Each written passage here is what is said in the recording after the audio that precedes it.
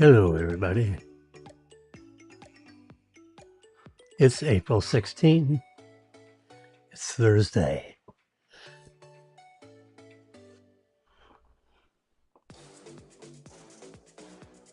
Thursday night.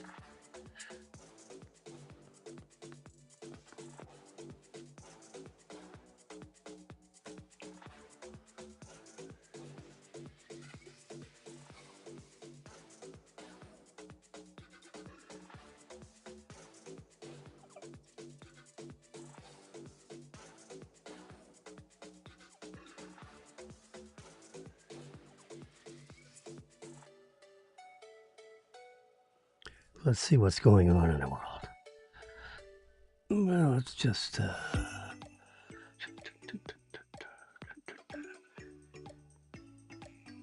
let's just look at our Florida lottery situation. Friday, Mega Millions.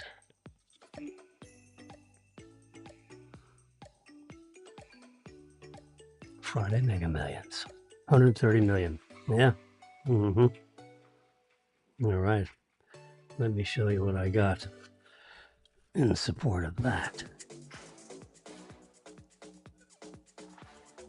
Yeah, you know, Jimmy, I always got something. There you go.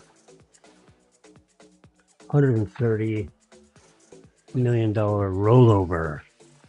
John Telfer. I keep track of these things. This is not official lottery anything. The spreadsheet was totally created by yours truly.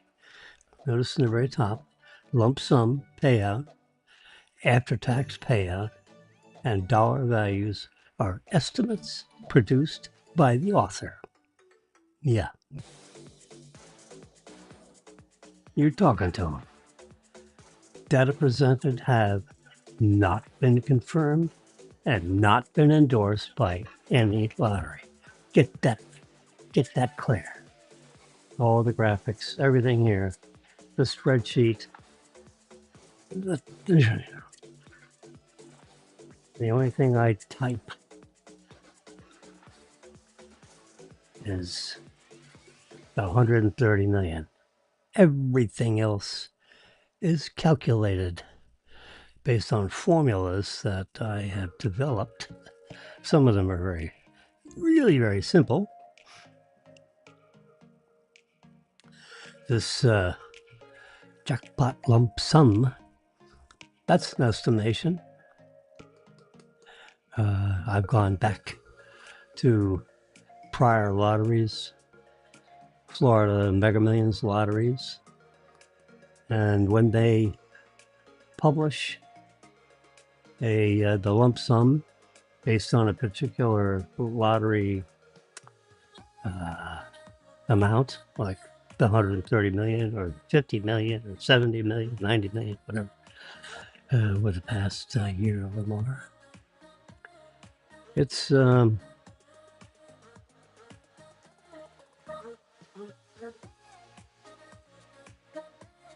based on those numbers.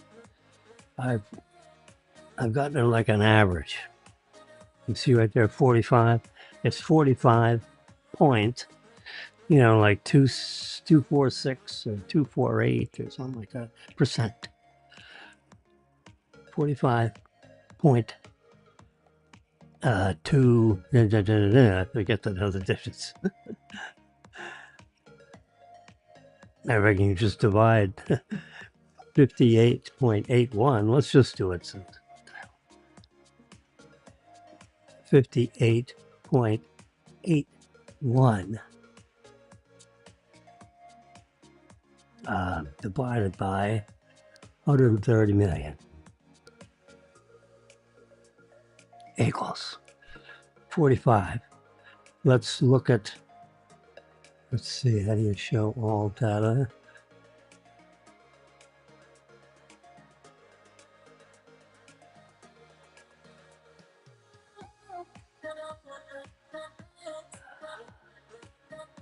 There it is. Show. I hit that button. See, 45.23846153846. Is that enough for you? I think I took it to 45.238. Yeah. I just truncated the rest of those digits. Yeah. So go into here. Anyway, so that's this column I compressed, so you just see the 45. It just reminds me of to tell you how I came up with that number. So you should take that 45 points times 130 million, and you get 58.81. 4-digit accuracy as an estimate, rounded to the nearest 10,000. Now, in theory, the jackpot lump sum is the net present value of the future cash flows, because the lottery, the $130 million lottery,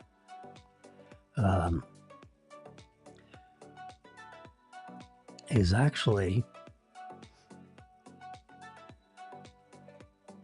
an annuity. The only way you get the 130 million is you sign up for the annuity, which pays you right there, 1,956,690. Yeah, I'm going to highlight that. Press the pen, go like that, and just draw a great line. Hold it. There you go. Yeah. That's how you get that. Let's see if I can.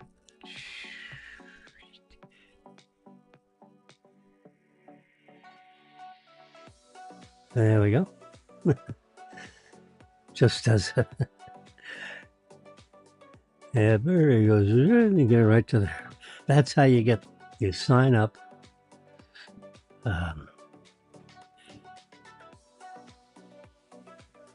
You win. You have to be. We're assuming you're the single. Let's assume Jimmy. Jimmy won the Mega Millions, a single winner. I was the only winner of Mega Millions tomorrow night. This is Thursday night. We're talking Friday night. All right, so 130 million, because it rolled over, because no one won Tuesday nights on the 14th, 15th, 16th. On the 17th, we have $130 million drawing at 11 p.m., which is about 24 hours. Yeah, from now. Because it just turned 11 p.m. on Thursday night. So, the way you get the 130 million is you tell the lottery people, Jimmy, I'm going to call the lottery people and say, I want the annuity. And it's 30 payments. You get $1,956,000 right away. Right away means 15 days from the draw date. No sooner than. Because they got to, assemble all this money from 45 states, the District of Columbia, and the Virgin Islands. Because people have been buying tickets, since you have the $50 million lottery started 8 weeks ago. You've had 8 rollovers. So tomorrow is going to be the 9th drawing. Okay. So this has been going on, you know, for a month and a week. Two drawings a week. All right. Tuesday party, Tuesday party, Tuesday party. Just remember, Tuesday party, Tuesday party, Tuesday party. Yep. Oh, we just lost Facebook. I hope they got the message to go to YouTube. I'm going to send them a message. Watch this. Sports fans. I go to message to myself. Self. There we go. And I sent myself a message. And there it says, please use. I'm going to copy that. Copy. Now I'm going to go to Facebook and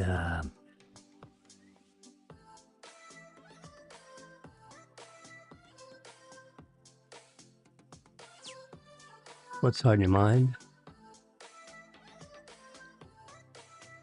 Now I'm going to hit, yeah, cut and paste.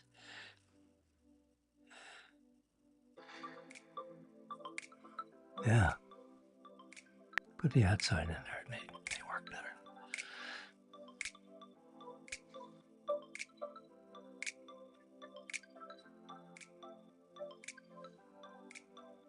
Now. That's what I should do from now on. Make sure I have that all ready and loaded. Yeah. And press next. You're seeing it live and in color.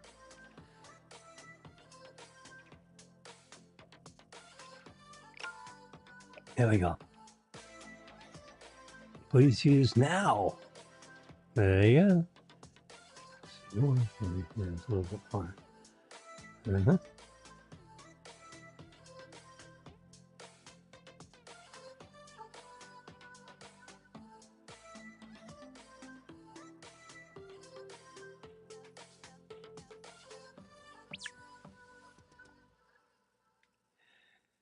Goes quick.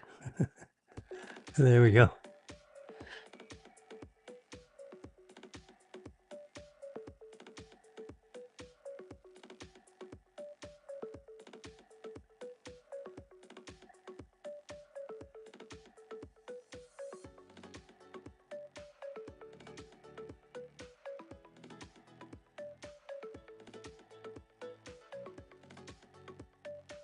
All right.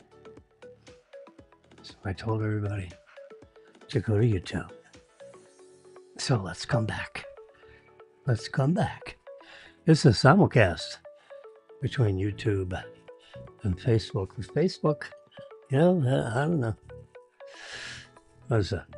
11 minutes? I got 11 minutes out of Facebook and I dropped off. It could be the connection. It could be my server. You know, I don't know. Last night I got, you know, like an hour and a half out of it, an hour and 40 minutes. Today, 11 minutes. It's been as quick as like 25 seconds and boom, I get a message on my control center here, but you can't see everything I see. Matter of fact, I gotta narrow this down. You're not gonna see this either. There you go, sorry.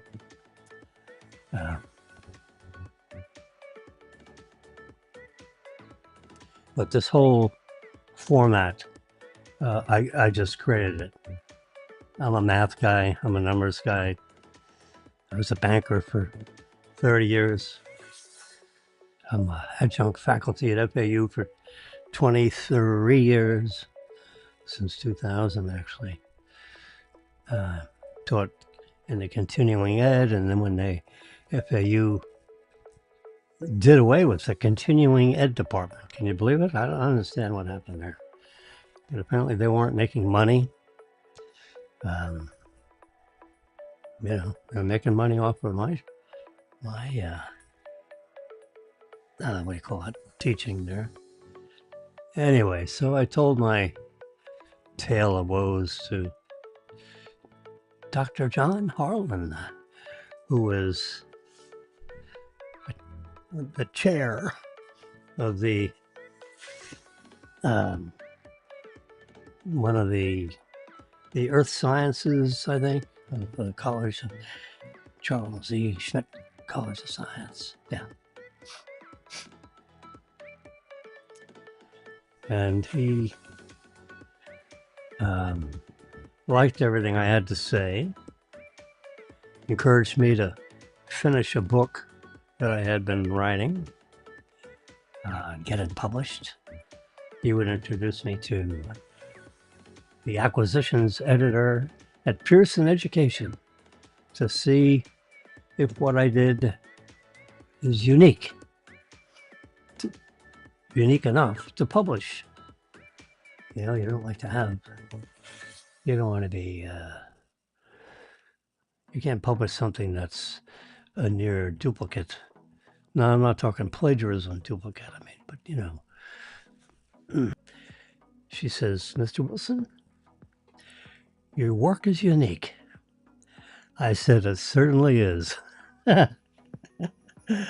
No, she says, I don't mean that.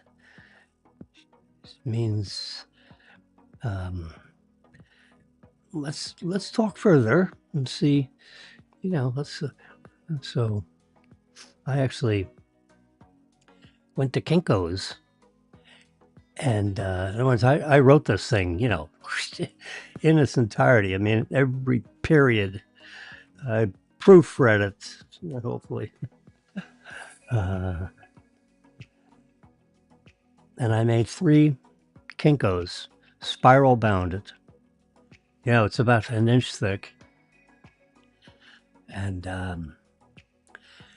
the first 3 or 4 chapters was, you know, the science, the actual science of digital imaging, the imager, the Bayer array.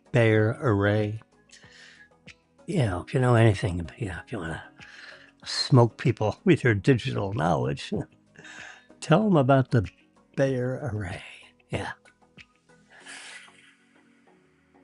With the red, green, and blue filters.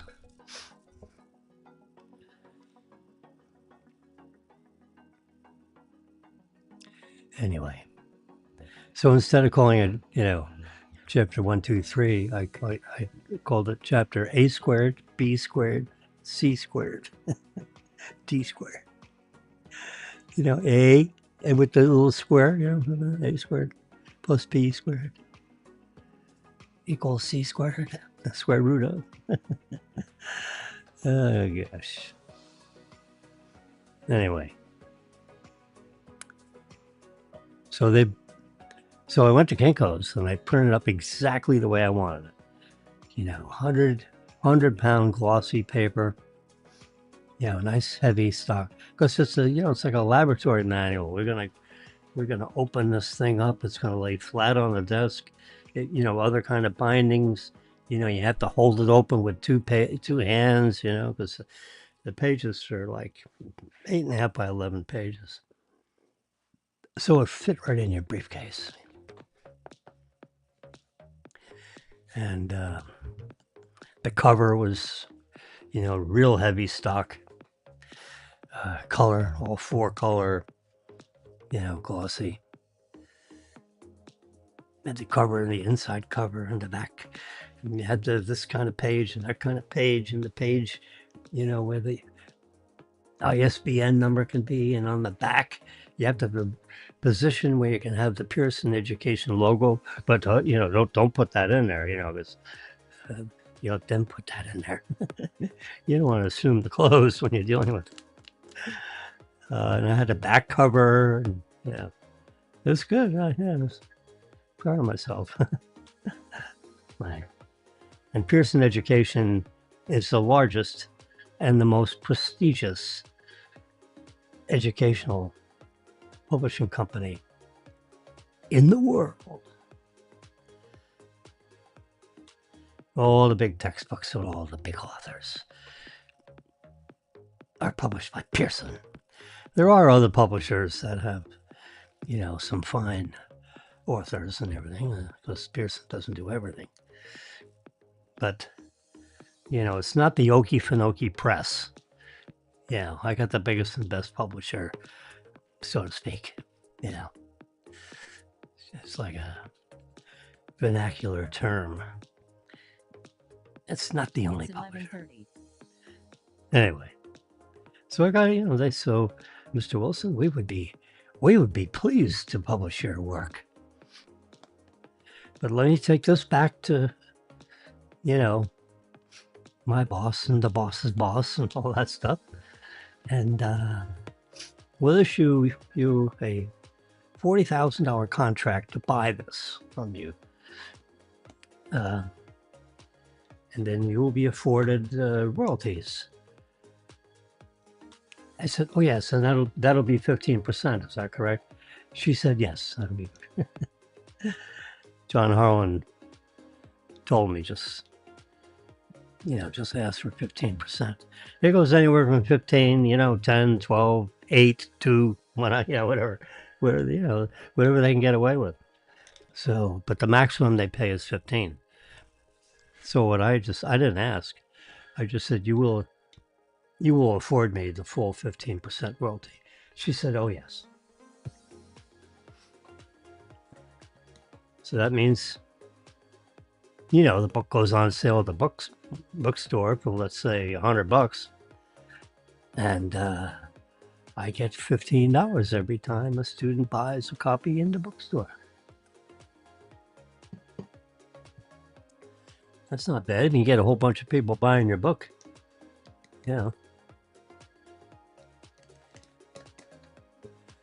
Anyway, every time I had a class, there were like 20. I had up on the third floor of the Earth Sciences building like number 54. I think it's 54, which is kind of closer to the stadium, the FAU stadium, than it would be to Glades Road.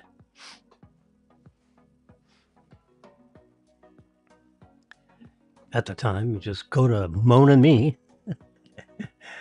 and look west, young man, and you'll see the building if you get up high enough. Get on the roof of the building. Moan and Me is the restaurant owned by Burt Rappaport, where I actually met John Harlan. He was just sitting one afternoon, and I just happened to sit next to him. I said, hey, how you doing? Introduced myself. He introduced him. Back and forth, and we're having conversation. I told him about my problem with the college, the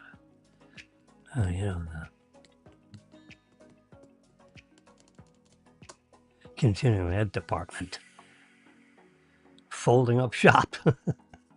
They emptied out the building and they repurposed the building for something else. And I was, SOL. You know what that means.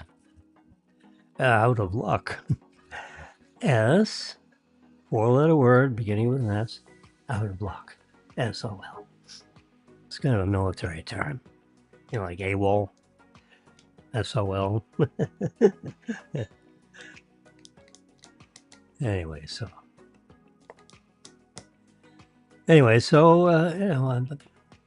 I'm familiar with academia. I was a commercial banker for 30 years or so. So I'm capable of reading spreadsheets and creating them. So I created this spreadsheet for our use. Now this is a print screen of the spreadsheet. Because if I try to do this with the actual spreadsheet, it'll louse it up. And that's the problem. I got an iPad here, which is a magnificent tool. but it's touchscreen. And one of the pitfalls, now the MacBook Pro, the 15-inch screen MacBook Pro, or the Air, I call it the Air, MacBook Air, has got 32 gigabytes of memory, two terabytes of onboard storage, and so it runs. It's got an M5 chip, I think. Let's come up here and just make sure of that chip. I don't like to speak about this Mac. Just click that. Excuse me, the M4 chip. Yeah, M4. Sorry. The iPad is M5 chip. How about that? There it is. See right there? No, you can't see it. I have to bring this over a little bit. Yeah. There you go. See M5 right there. MacBook Pro, iPad Pro 13-inch M5 chip. It's connected to this keyboard, which you buy separately, of course. Here it is. You can see it's only 5 millimeters thick or something. Hey Siri, how thick is the iPad Pro 13-inch iPad? Here's what I found. Okay. Technical specs. All right, well, let's just go there. You can have to come over this way. Yeah. So it goes to 2 terabytes. There's 4 configurations. Always get the most. Well, I do because I take pictures. Lots of them. I got 400,000 or 500,000 of them on a 416-1100.com. You can see it up there. The ticker tape that's going across there. All right, let's see. How thick is this sucker? Size and weight. There we go. Excuse me. It's 5.3 millimeters thick. I exaggerated, of course.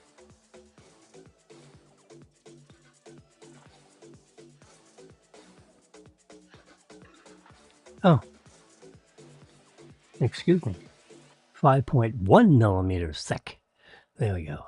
See the iPad Pro 13-inch version. There you go. 5.1 millimeter thick. 1.28 pounds. I have the Wi-Fi and the cellular. Always get that.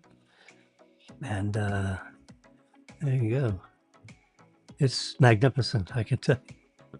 It is fast and quick as like any computer. I mean, unless you're into and I think this will handle it with the M5 chip, actually. I got lots of memory. So if I want to do, high definition video editing, for example, this iPad could handle it because, I got it loaded, with the best specs that they offered at the time. Yeah. Sorry, Bob. All right. Yeah. Anyway, so this iPad is really quite good. I'm going to close this out. We're back to Mega Millions here. So I just wanted you to know that just because all this stuff really looks very attractive, that doesn't mean that Mega Millions or any of their affiliates, I don't actually know how they're structured organically. This is all my own handiwork. Every letter. So if there's something wrong, you can just text me. Say, this ain't right. That ain't right, whatever. But underneath that 1,954 is a huge formula. It took me a couple of weeks to figure out how that's calculated. Because that first payment is the magic sauce of the $130 million jackpot. Just so you know, you have to make your intentions known to the lottery officials within 60 days of the draw date. So on day 45, let's say, Jimmy, call the lottery people, verify that your ticket is the winning ticket. I mean, you're standing there looking at it, but you got to read off all these serial numbers, and then they validate the ticket. And once you're validated, then they're going to say, well, what are your intentions? Do you want the lump sum, which will be about 58 million and change? They'll tell you. It'll be somewhere close to what I got on there. They don't call me and ask for the number. They, that's calculated, based on the current interest rates and everything. So they have a science on how they do it. I should call them up one day and just ask them, how do they calculate that lump sum? There's a formula, write it down. Then I'll just put the formula in instead of the formula that I have. I'd rather use their formula. I have not called them, actually, about anything. I just got it out of the public sphere. So whatever's out there in the public, I grabbed it. I did a research. Yeah, call it research.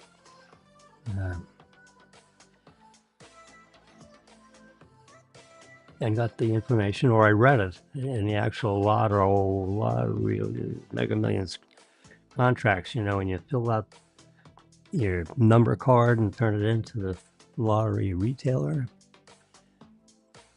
On the back of that ticket, where you fill in which numbers you want, there's a very faint, 5-inch, not a 5-inch, 5-point type, which is like the finest type. You see, like the italics type I have right there? Let me minimize it a little smaller. The magic of reverse pinching is I can make that real big, and then we can read it. It was printed on the page, which I have on my magic envelope here, which you can see. Yeah, see that? Yes. I can actually print this page if I wanted to. Anyway, lump sum payout, after-tax payout, and dollar values are estimates produced by author Jimmy W. Data presented have, A and B, A, not been confirmed, B, not been endorsed by any lottery. Yeah. Just to be sure. This is just Jimmy playing around. Anyway. If I won, I'm not giving financial advice. I'm giving it to myself. Self, you've won the $130 million jackpot. And no one else won but me.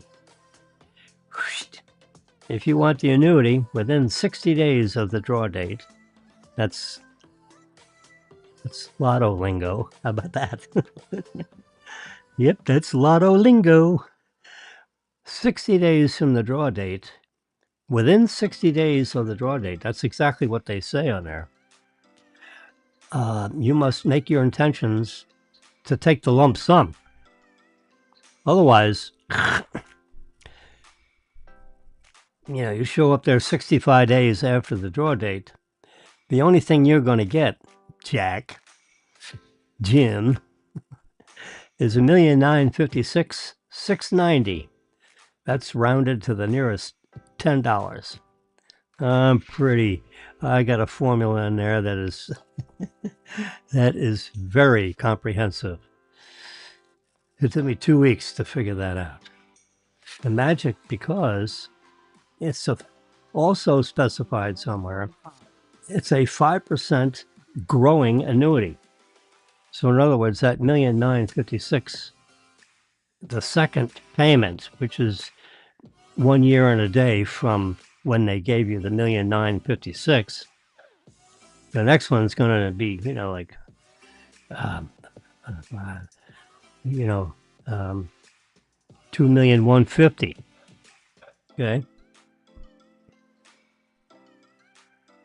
Yeah, because it's gonna go up, 5%. And then the next payment, is 2,000,002 something, 2,000,004 something. And it's 5% of that number. To the point where the 29th payment is like 4 times bigger than that payment. But the magic in calculating all this is you got to come up with that number. Because once you get that number, then all the other numbers, you have to increase it by 5%, for that whole 30 columns. And you add up, going across this way, you add up every one of those payments, and it should add up to 130 million. And I get it within, $100 or so. Which, when you see all those numbers, it's really quite amazing. Here, I'll just show you. Let's not braggadocio. So here's my lottery payout chart. I've touched. There it is. Now, I'm touching it very carefully. And I'm going to touch that 1,956,000 one. Now, underneath there's a formula, all right? And I'm going to hit this. There you go. You see on the bottom there? No, you can't see. Now you can. So you go down there, 9, 10, 11, 12, 13, you see, and it goes 19. And then there's a trash bucket. There we go. And you see round, C44, divided by bracket, bracket, bracket, bracket. This is, Excel numbers lingo. You see the 4 brackets. 1 plus 0.5, remember it's a 5% growing annuity, to the 30th power, and then minus 1. That's inside the first set of brackets. And then you divide all that by 0.05, 5% growing annuity. And then minus 1 means I'm rounding to the nearest $10. That formula was 2 weeks in its creation. I had a devil of a time with that one. I'll show you it, written out on a piece of paper. So the difficult question, I'm going to get out of this. Okay. Oh, wait a minute. I'm just going to take you. I don't want to touch that cell. That's why I touched something down here, because I lost up that. I have it, underneath each one of these numbers. But the magic to this equation is that what would the first payment be, such that all the subsequent payments are 5% bigger than the first one, and they all add up to 130 million. What would that first number be? Well, I just showed you the equation on how to calculate that. We're actually calculating that number. I'm calculating every one of these numbers, and I go all the way across.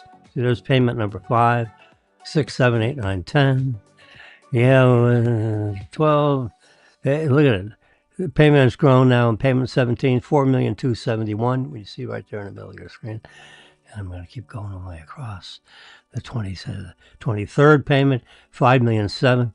So now it is the magic of compounding. That's what this is, really. Look at it. I tell you, the last payment's like 8,054,009. Now, I've added that 30 payments all the way across. It adds up. So the net present value is the sum of the future cash flows. Yes. So what would it be worth now? Because you're getting this money now instead of having to wait essentially 29 years to get it all. Remember, it's not 30 years, it's 29 years because you're getting the first payment on day one. And then it's 29 future years. Each year is growing by 5%. A 5% growing annuity. That's what, it's also annuity vernacular. Yeah, the little I know about that. Anyway, so when you add it up, what is this? 130,332. Yeah. Now, if I was the official lottery finance guy, which I'm not, see that last payment? 8,054,009. I just take $332 away from that payment, and then that would add up to 130 million on the nose. And they, I don't know, you know.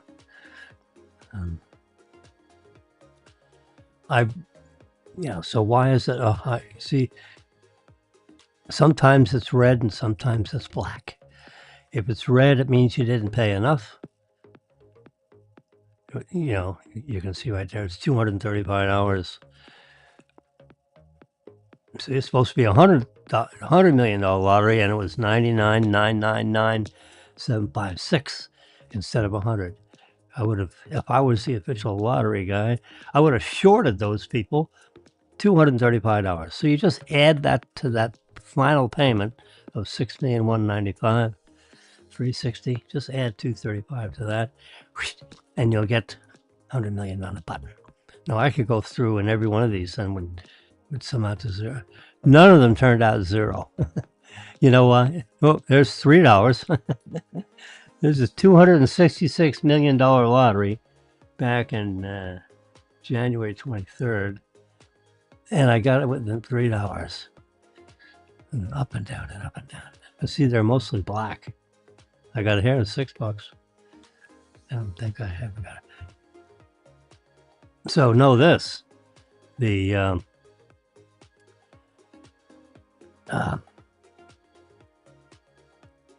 I rounded, you know, to the nearest dollar instead of to the nearest penny. Round up, round down. So it's 49 cents or less, I round down. 50 cents or more, I round up to the nearest dollar. So 50 is bigger than 49. So most of these numbers should be black because you're rounding up or rounding down. And it's just, it just so happens that the very first number, this number right here, I should probably be, I'm not going to. 27.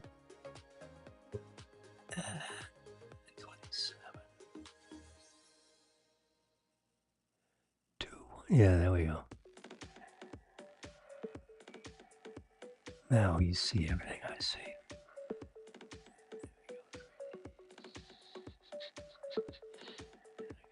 There we go.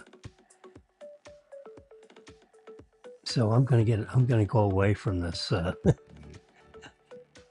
this spreadsheet. So it goes on and on. I mean, it's huge. It goes back to December 3rd of last year. It started out at 50 million, so it goes 56, 70, 80, 90, 100, 125, 138, 157. And it got up to actually 500, $500 million on March 10th. Yeah.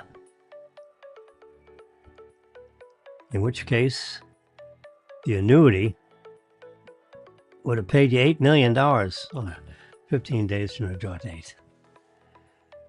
You don't get it the next day, or the next week. You got to wait 15 days plus the draw date. Yeah, 15 days from the draw date. That gives the lottery time. This is, lottery rules to collect all the money because there are 223,000. I did an AI search on that. There are 223,000. Somebody wrote an article about this a couple of years ago. And as of, like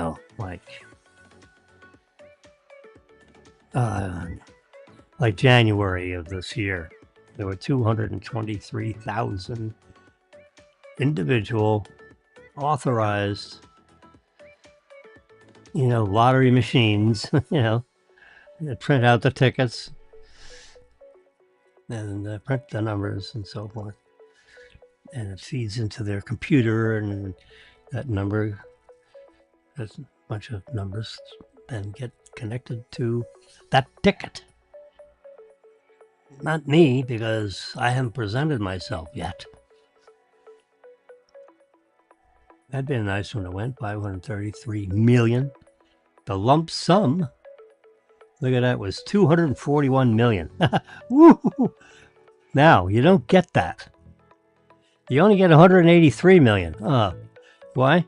Because the long arm of Uncle Sam, the IRS rules are that lotteries are subject to a 24% withholding. So if you won $1,000 ticket, I'm just making that up. So if I won $1,000 ticket, I couldn't go to my regular lottery retailer and get paid the $1,000. No. You have to go to a regional office. In this case, it's like West Palm Beach or Fort Lauderdale somewhere, because they have the ability to take out the 24% withholding. So if 24% is withheld, then 76% is yours. So you get $760 out of $1,000 ticket, and 240 goes to the IRS. And only the regional offices have the ability to grab that $240 if it was a $1,000 winning ticket that you had. Yeah, that's how that works. Now, it's not a bunch of tickets. It's any ticket $600 or more is subject to the withholding. If you happen to win $580 ticket, one ticket now, then your local lottery retailer, in theory, could pay it. Yeah. Or the regional office. But the local lottery guy is supposed to pay everything under $600. I say supposed to. He may have to go to the bank, and draw some money out from somewhere. If you caught him early in the day, for example, he may not have the cash. I don't know how much I don't know what the rules are as a lottery retailer on what you open your drawer with every morning. It's a $600, $800, $1,000. Yeah. They have an amount they're supposed to open each day with, and it should cover at least one $600 ticket plus some more. So maybe they have to open up it's like a teller station. It's like a bank teller for the lottery system. Yeah. Whoops. See, there you go. I touched something. Now it's looking for a formula. No, please. How's everything look? All right. Yeah, let's get out of here before I ruin this. There we go.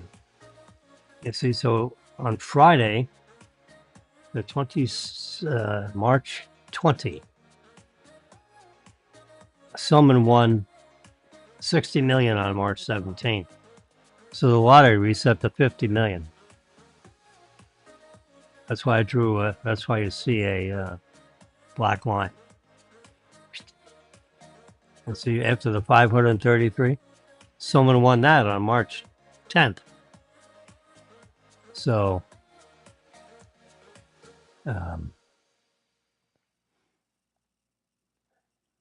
so then on March 13th, it reset to 50 million. It rolled over to a second, not a second week, a second draw date. So March, 4 days after the 13th, there was another drawing. No one won the 50 million. No one had 619, 36, 45. So, but on March 17th, someone did have 411, 18, 38, 50 with a Powerball 24.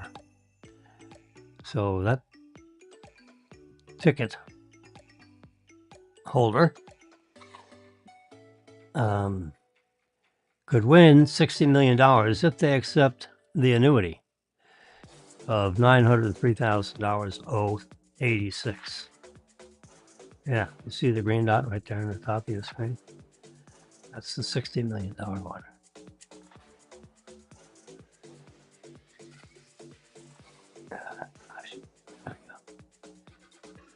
There you go.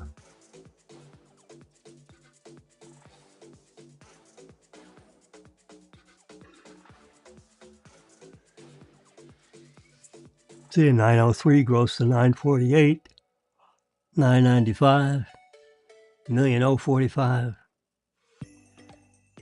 Last payment's like $3,600,000 something.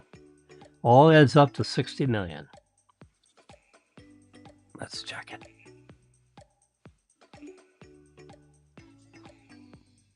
Yeah, the rounding has caused $50 of overpayment. So that payment number 30. So instead of, $3,717,229, just take $50 away from the 229. Yeah. And, you get 179. That's all. It's that simple. They probably, see, I didn't bother doing each one of these payments to 2 decimal places, for the pennies, because then it uses up, dot and and it makes these columns so wide, I can't display them. I can't display as many columns if I got all those digits. And for the purposes of what I'm doing, who the hell cares what the pennies are? You know what I'm saying? So here we go. This is this next set, if you will. These have all rolled over. No one won the 50 million, rolled over to 60, rolled over to 70. That's why rolled over is there in red. Yep. Get that black line there. There we go. There. So that's what the rollover means. All right, let's go back to print screen. So I did a print screen. You hold the top button, the side button, push them at the same time. This is what you get. Now I drew the green, that dashing green, over there to the annuity. So if you show up there 75 days after the draw date and you won the 130 million, guess what? You're going to take home 1,956,690. You're not going to get. You cannot elect to take the $58 million lump sum. You had to do that within 60 days of the draw date. You show up on day 75 and have not called them or anything, that annuity gets contracted for, and they're just waiting for someone to show up. All this stuff with the lump sum jackpot, all that is not available to the winner if they show up after 60 days from the draw date. Number one. Number two, you can't show up before 15 days from the draw date because they got to put all this stuff together. And there's 223,000 lottery terminals all over the place. They have to make sure they do an audit on each machine. I mean, literally, electronically. And they make sure all the lottery retailers have made the appropriate deposits.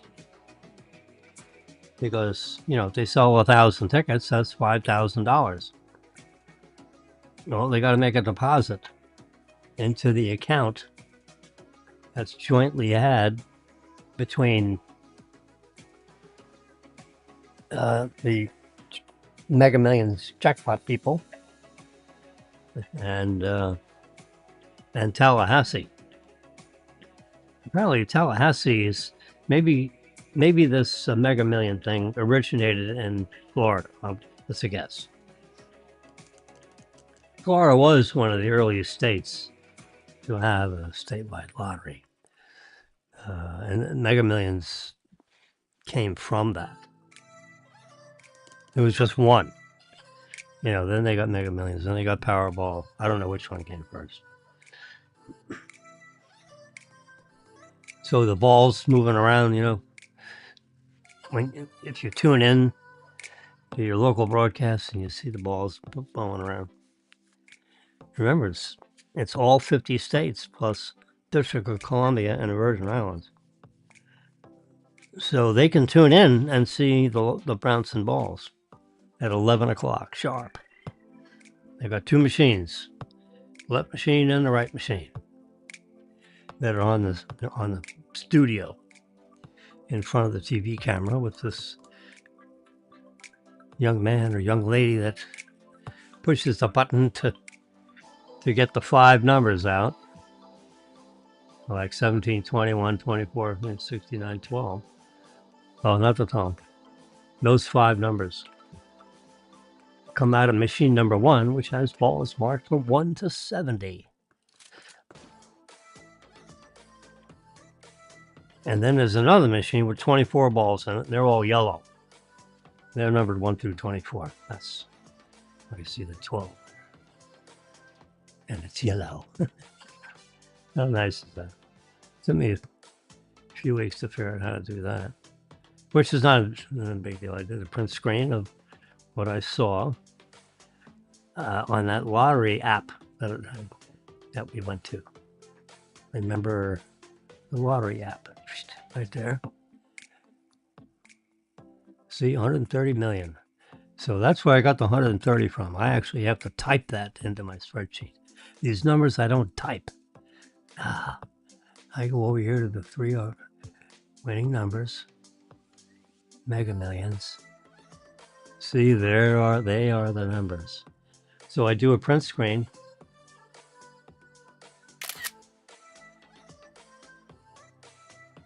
Showing you exactly how this is done. And I do just like this. I go here, bingo. Pull this over a little bit. So it's equal on the top and on the bottom. Whoops. Oh my. Yeah.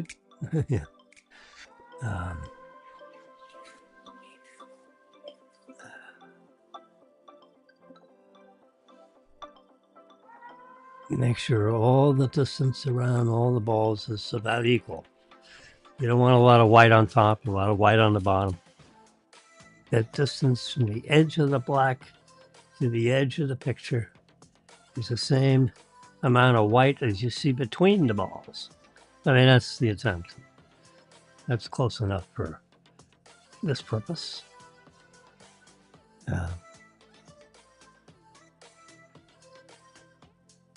It's truncated because it went big once I did the print screen. So you check mark, save the photos. Then I go to my photos album right here and go, I'm already in it.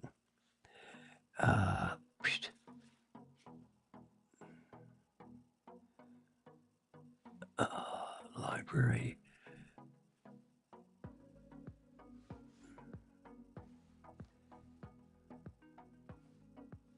There you go. Recently saved. There it is. Right there.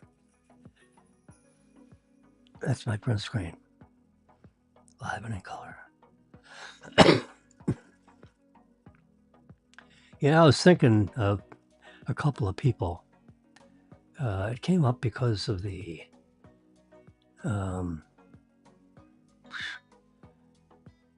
Masters that was just had. And there was an article that had to do with some lady. There it is. A 93-year-old lady refused to sell her home to the Masters golf course.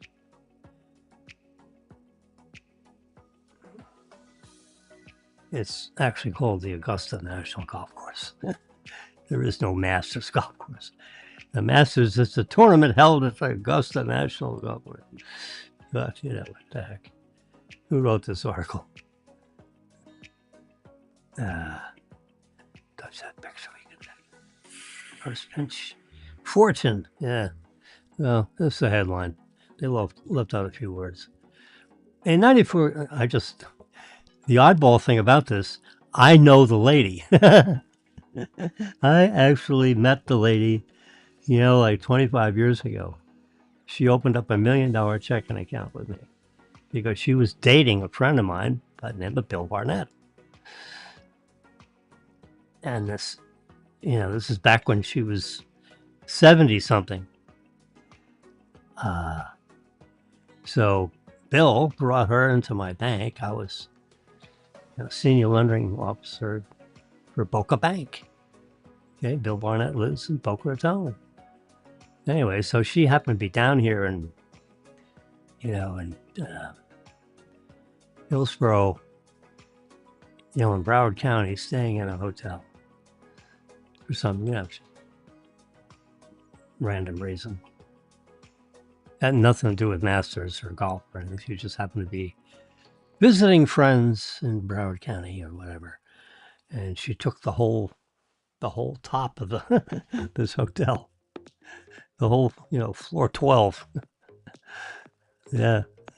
I mean, when you got, they go, she was the Western Sizzler's wife. She and her husband started Western Sizzler. And they sold it for like $300 million. I'm making that up a little bit. I actually don't know. But anyway, when I met her, she had $194 million in cash deposited in a bank. You know, I had a financial statement for her, you know, because of these various federal regulations, you got to get information from new customers when they open up accounts in your bank. So she happened to share with me her financial statement. It's huge.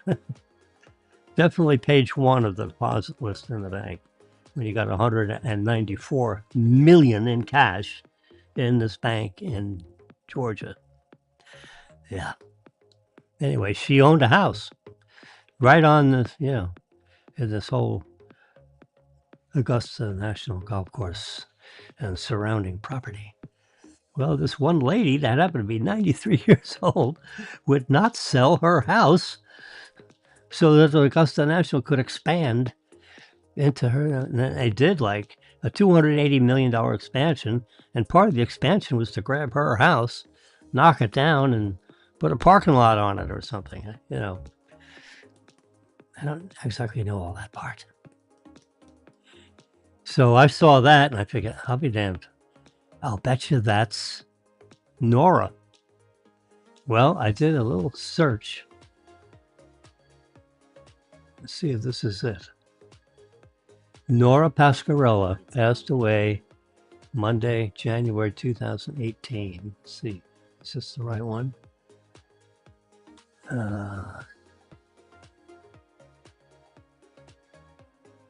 Yeah. I think it is. Yeah.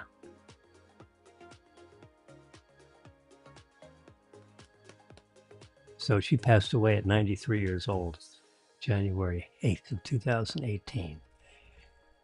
She was a prominent resident of Augusta, Georgia. The reason I know that is Bill Barnett told me that she had a house right up there and she could see the Masters right there from her back lawn. And when he was dating her. Just, it was just like bar talk. He just mentioned it to me. And he's trying to see Bill, 2 or 3 times a week. He says, "Oh, guess who I just had dinner with? The lady who, part of the Western Sizzlin family. Husband died, and she's down here, died, years ago. So she's here visiting, I guess, Bill. I don't know. No, I don't know.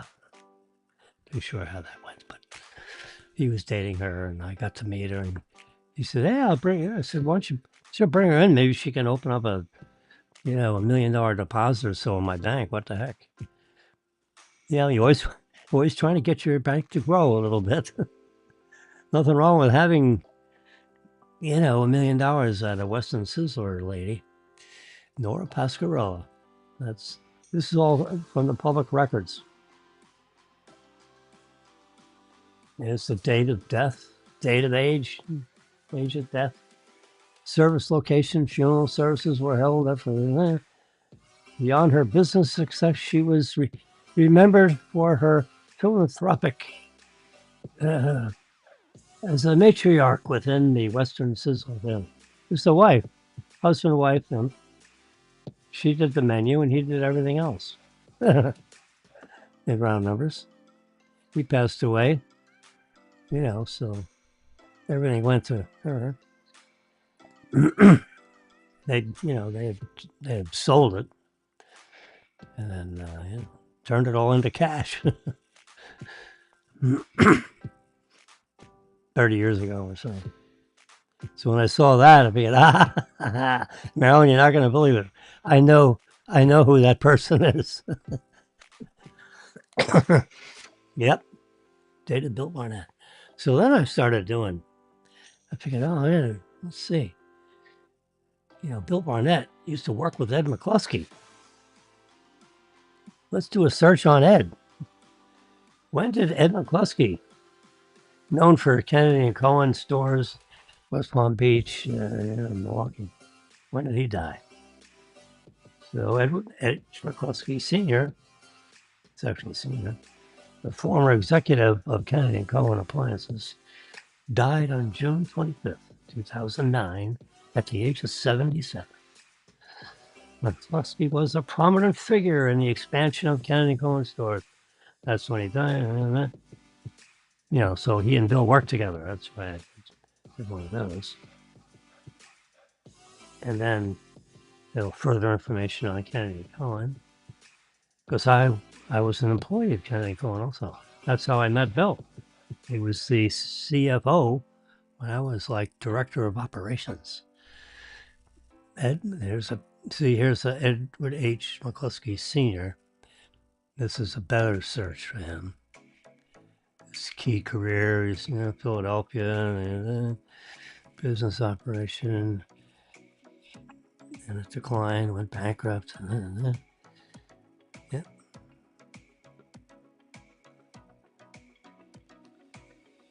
So then, just for the health of it,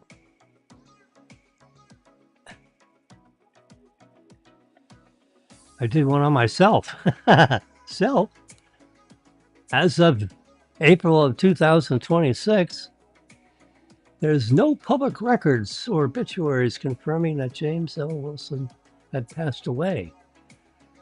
Therefore, he remains active in various professional and academic circles, particularly in South Florida. Professional. This is an AI, brief search of yours truly here talking to you.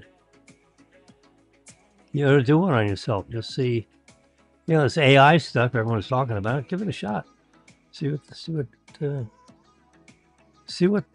the public record says about yourself. Self? James L. Wilson is a multidisciplinary professional. Whoa, look at all the letters in that word. Holy mackerel. That's a 20 syllable, that's a 20-letter word.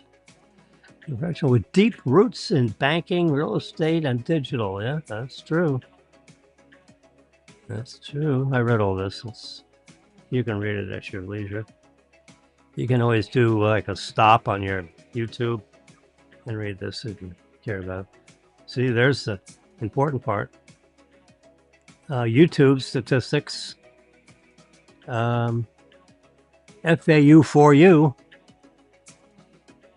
577 episodes. AKA Jim Wilson. With over 48,000 visitors. No big deal because everyone else got millions. I got 48,000. With over 48,000. No big deal. But it's still 48,000. It's not 12. Anyway, I thought that was cute. Okay,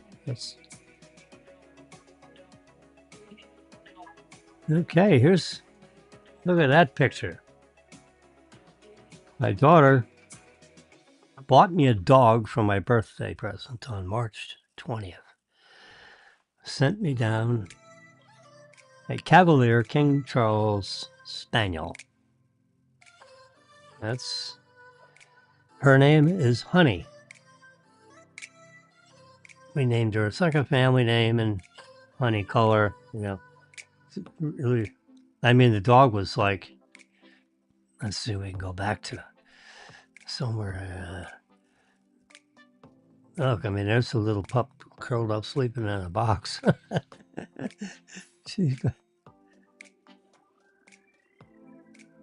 There it is.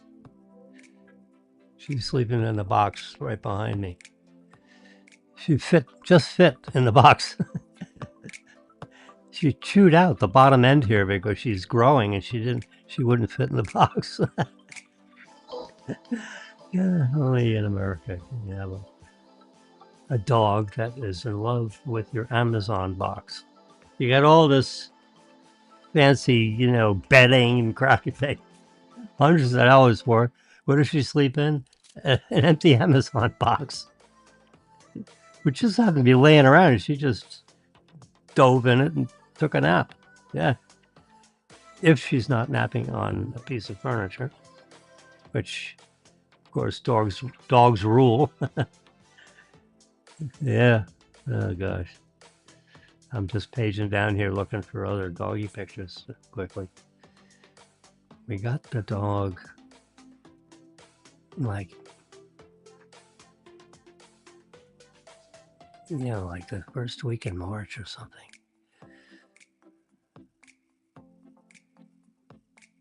Oh my God, look at this. Look how small this dog is. You see, this is the same Amazon box. I put a couple towels in there. I figured, let's give the dog a break. Put a little bedding in there. So I put a couple shop towels at the bottom of the box. Yeah, there she is standing up at 13 weeks old. She was born on January 1st, 2006. New Year's Day. Official records have it. And yep, that's, look at that official picture. She is just at 13 weeks old right there on March 30. Yeah.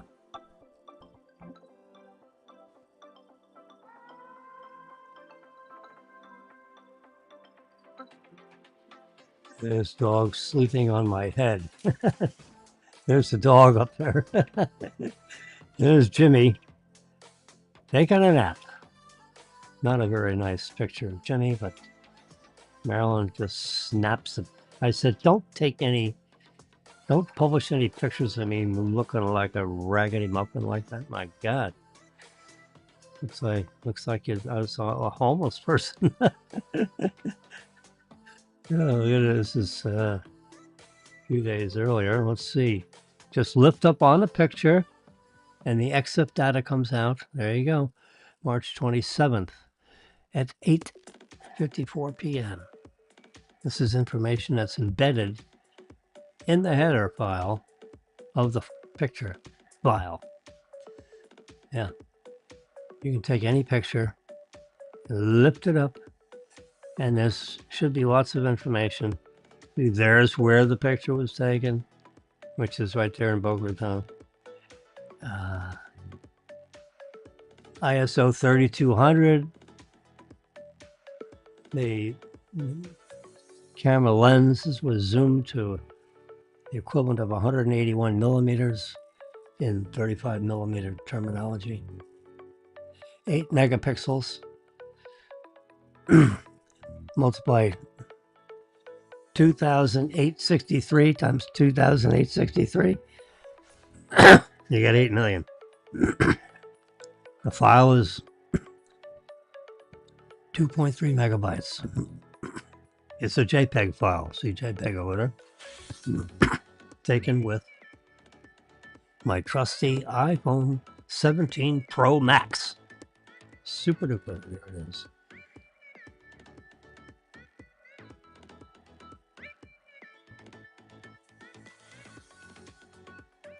There's the collar. We got her. Dogs are us. Is Marilyn taking a picture of said dog, chewing on a chewy stick of some kind? So you can see her picture in. She's taking a picture. I'm taking a picture of the picture.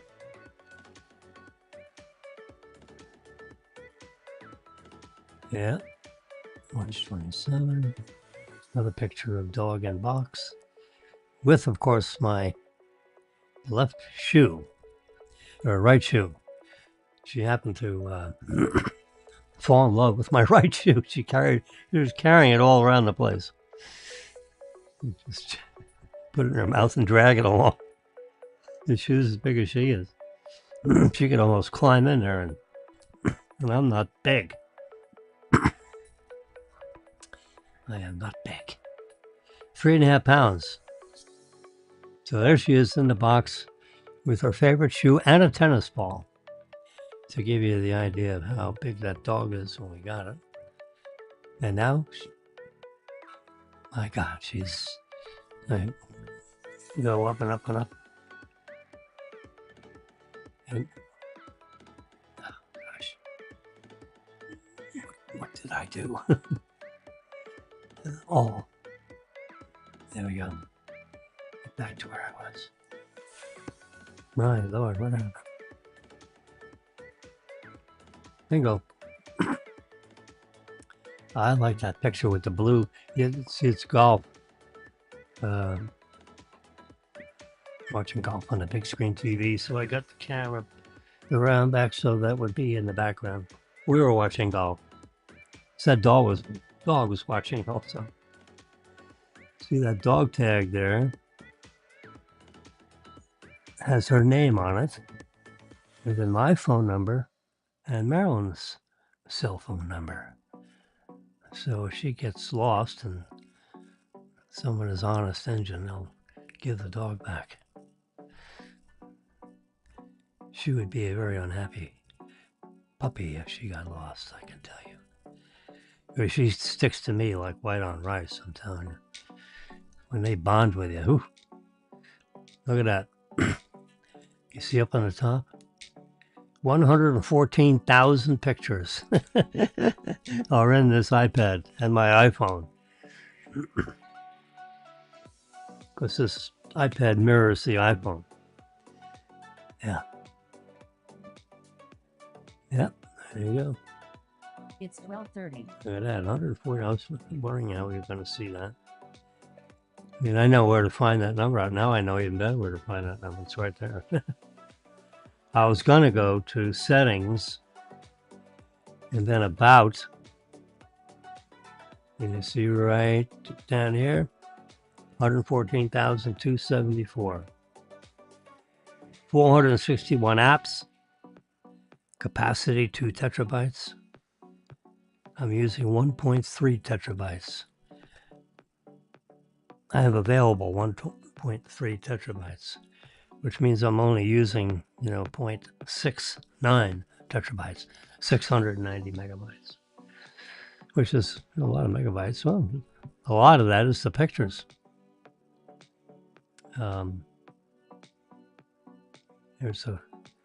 There's a way in which we can see that.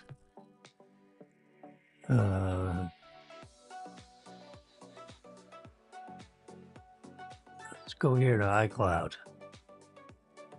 Let's look at our storage.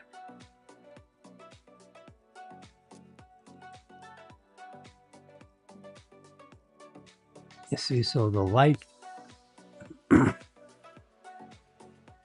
see the light green? The first bar, the longest one of a contiguous color. Photos is taking up 25% of the 609 gigabytes that I have on the iPad itself. Of the 609 gigabytes used, they're my digital photos. The more brighter green is backups, messages, and the iCloud drive itself. That's where you can see that kind of stuff. I got 1.8 gigabytes of books. Yeah. And then the apps. These are all apps.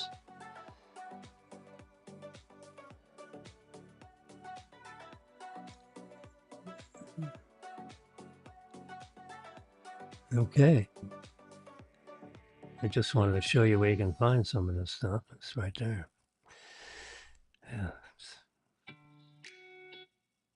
It's part of what I show people when they take my digital photography class. It's just, where is everything on your iPad? These iPads, I'm telling you, are magical. If you don't have an iPad, you're missing out. Now, Windows, the Android world has their stuff too. 20 years ago, son Daniel, when he was 13, he's now 34, actually, 21 years ago, he said, "Dad, please don't buy any more Windows computers. Buy Apple computers." So I bought everybody an Apple computer, MacBook, back 21 years ago. Because, the schools, they all had Apple computers in there. They didn't have Windows computers. Now, Windows is very popular in the business community, but Apple pretty much owned the educational stuff, like, universities, elementary schools, high schools. The entire school systems would have Apple devices. Apple would give, sell stuff to them at special pricing. So, all these kids got used to Apple stuff. So they come home and say, "Hey, Dad, I want an Apple computer. I don't want any more of those Windows things." So he begged me, says, "Please." I mean, he didn't get on his knees, but he's a 13-year-old kid, so he comes home and He said, Dad, you have to keep buying Windows computers. Can't we switch over to Apple? Oh, here, I'm 25 years experience in Windows.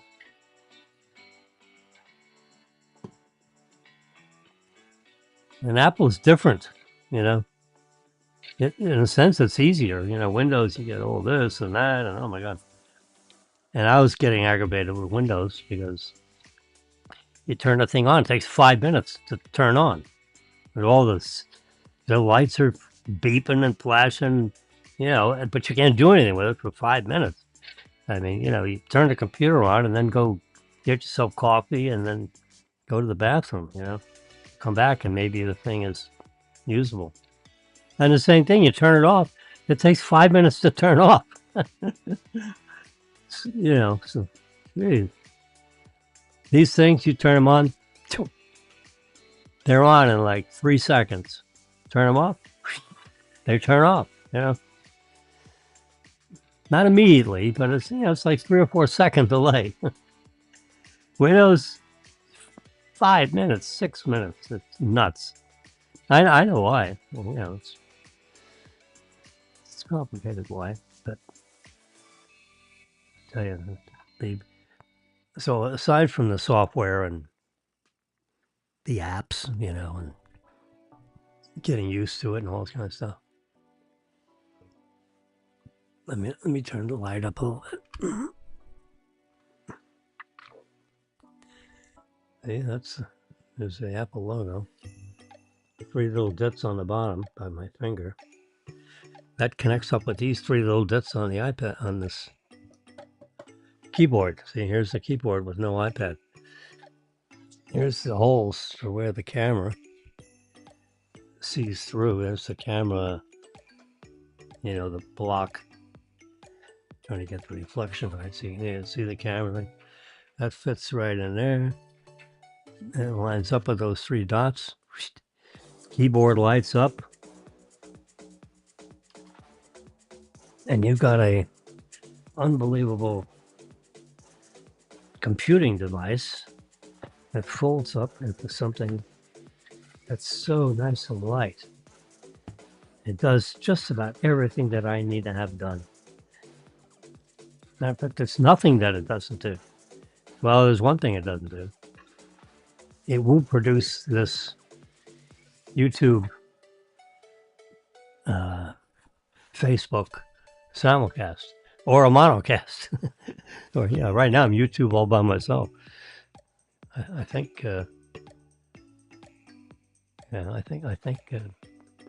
Facebook dropped out after about 10 minutes or so for some reason. Could be jitter. There's a thing called jitter in the world of internet. So the internet is, it's a pipe, it's a hose, it's a digital hose. And you tap into it with Xfinity, in my case. Signal goes out into, but you got people turning on and turning off, and so it's like a trampoline in a sense. So it's a little wavy. That's in digital terms they call that jitter. Now there's not so much jitter where you actually lose pixels. Occasionally you'll see, with this internet signal, if you watch the broadcast as it's, live, the whole thing might pixelate out and have some weird colors.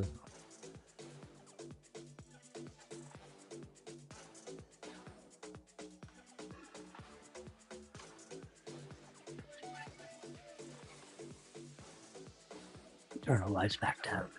Yeah. So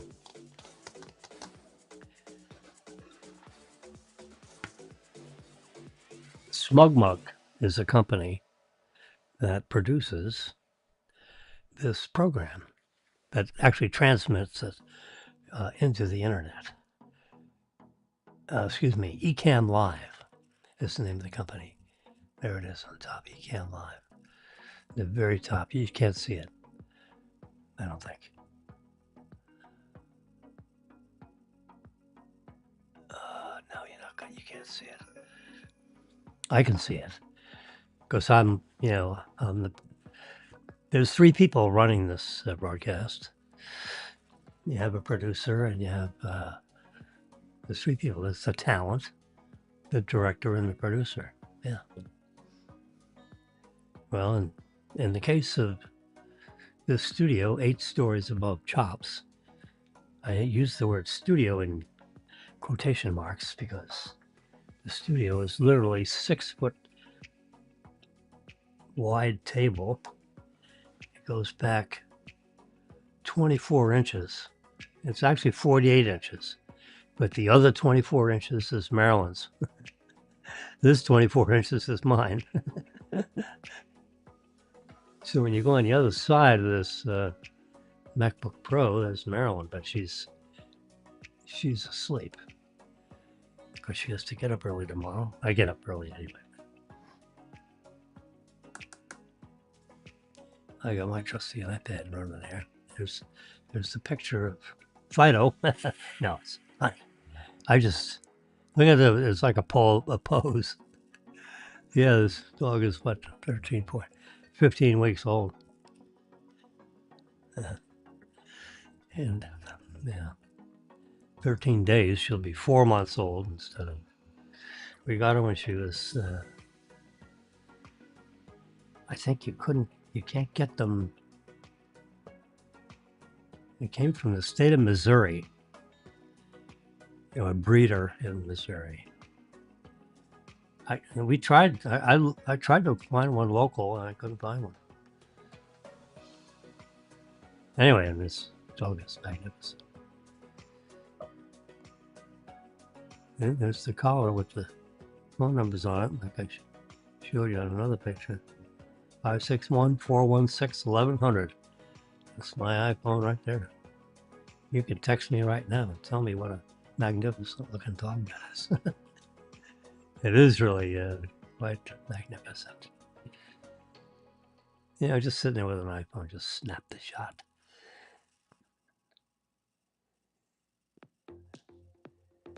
She looks at you with those eyes.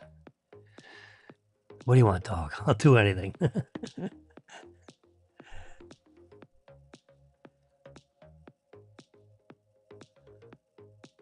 It's like the first picture and the last picture. Well, the rest of them don't have. I'm not even supposed to be able to see them. How come they're supposed to be? What kind of library am I? Oh, Jesus. They went to the beginning of the stupid. No.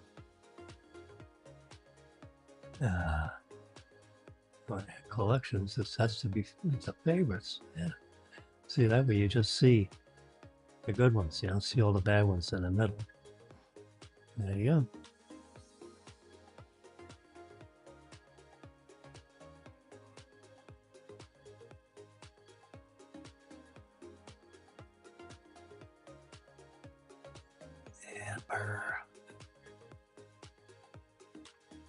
So we got the lump sum. There it is. Wow. There we go.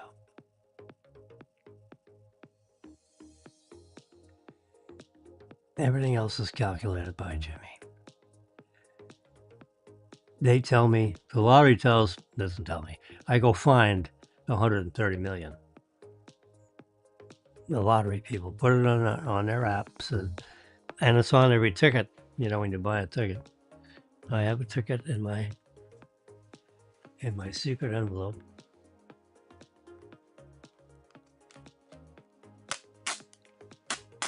The Scotch tape. That's my secret combination, and I have it tucked away right in here. There it is.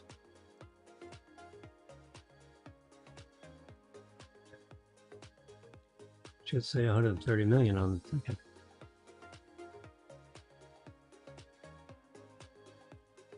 It does. And on the back, see, I got all this fine print. So I read all that fine print.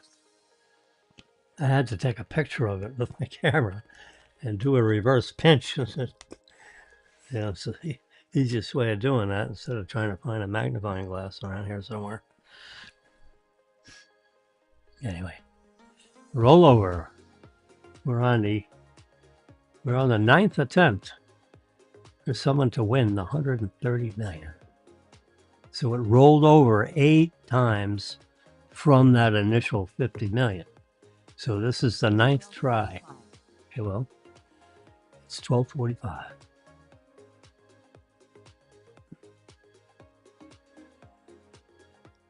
So the lump sum is 58 million. That is the present value of the future cash flows. Yes, sir, Bob. That's the definition of net present value. NPV. Right there. It's the present value of the future cash flows. Yeah. Based on the current interest rates and all that kind of stuff. Oh, yeah. So you don't actually get that money because the long arm of Uncle Sam is going to grab 14 million of it. Now that 44,695,000, that's what's going to go in your TD bank account. How about that for a deposit? You better tell your branch manager that all of a sudden your checkbook is going to go to 44 million. She's going to want to know that because she's going to have to make a couple of phone calls to let Treasury Management know that all of a sudden 40 million is going to show up in her bank that she didn't anticipate. You will. They have to, I was CEO of a commercial bank in Florida for 12 years. And that would be a surprise. Banks have capital ratios and so forth. Now, I had a small bank. And someone called in and said, I got 44 million coming in. I'd say, whoa, hold on a minute. I have to have like 12% reserves on 44 million. That's 12% of 44 million is, like, it's a lot of money. It's like 10 million bucks. I'd have to put 10 million in capital in the bank, or in theory, couldn't take a $44 million deposit. I'd have to tell my client, hey, you know what? I can't take it. Can you just put $1 million in, take the 43 million and put it somewhere else? I can't actually accept that deposit. I don't have the capital to do it right. Yeah. I took that overnight. The bank would have regulators would have a heart attack. You can't do that. I didn't know. Yeah. Now if they just did it, I've got a couple of days to correct it. Like tell them to get the hell out of here. Yeah. I mean, what if they just did it? I'm just saying, Jimmy. What you're supposed to do if you are the grand prize winner. I mean, that is the check. You're going to stand on the stage in front of the TV cameras and, look real happy and everything because you just won 58,810,000 because you elected to take the lump sum before 60 days from the draw date. So 3 weeks after the lottery, you go up there and collect. Well, you collect 44,695,000. The difference, that 14 million, goes to the IRS. That's IRS rules. They take 24% of everything over $600. So if you got a ticket for $580, there's no withholding. But if you have a ticket of $600, they're going to withhold 24% of that. Send it to Uncle Sam. So you have a $1,000 ticket, you're only going to get $760. Because if the IRS gets 24%, that means you get 76%. 24 and 76 is 100. Anyway, but you're not done yet because you'll get that $44 million deposit. Okay. A lot of people want you to give them a routing and transit number and an account number. So they're going to tell you to go to open up an account in a sizable bank so they can afford to take the $44 million. If you got some little friendly bank, like I used to own a piece of, I couldn't accept a $44 million deposit. So they're going to tell you, make sure you have your bank account in a big bank, like billions of dollars in assets, so they can afford to take this deposit. They will give you that advice. Likely. I've never won this sizable amount of money. I'm just telling you the normal etiquette. And I've read articles where what these lottery officials talk to you behind the scenes. You go up there and you're all excited. You got the ticket. They validate the ticket. They make preparations. They literally are going to credit your account $44 million. Now, Jimmy, know this: that you still owe another $7,645,000 because you're going to surely be in the maximum tax bracket of 37%, right? So there's another 13%. That's $7,645,000. When you do your taxes in April of 2027, all right. I mean, right now everyone's just doing all their tax returns for 2025, and you do it in April of 2026. Well, if you won, this goes in line 1H of your tax return, okay, of $58,810,000. Because remember, there's a big $14 million credit you have in the IRS because you already paid 24% of that tax, of the 37%. So there's 13% more coming. That's $7,645,000. That's why it's underlined in red. Don't forget, put that in the side pocket, baby. Don't give that away. So you have $37,050,000 you can go play around with. Now you're going to give some to family members. You're going to keep some for yourself. You got charities, whatever. I'm just saying. Put $7,645,300 in the side pocket, because when you do your tax return next April, the IRS is going to be expecting you to make a. You just send them a check. You just make a credit. And your TurboTax thing will do it for you. But you got to have that $7,645,000. So put it in another account, in another savings account. Try to get 4% on it.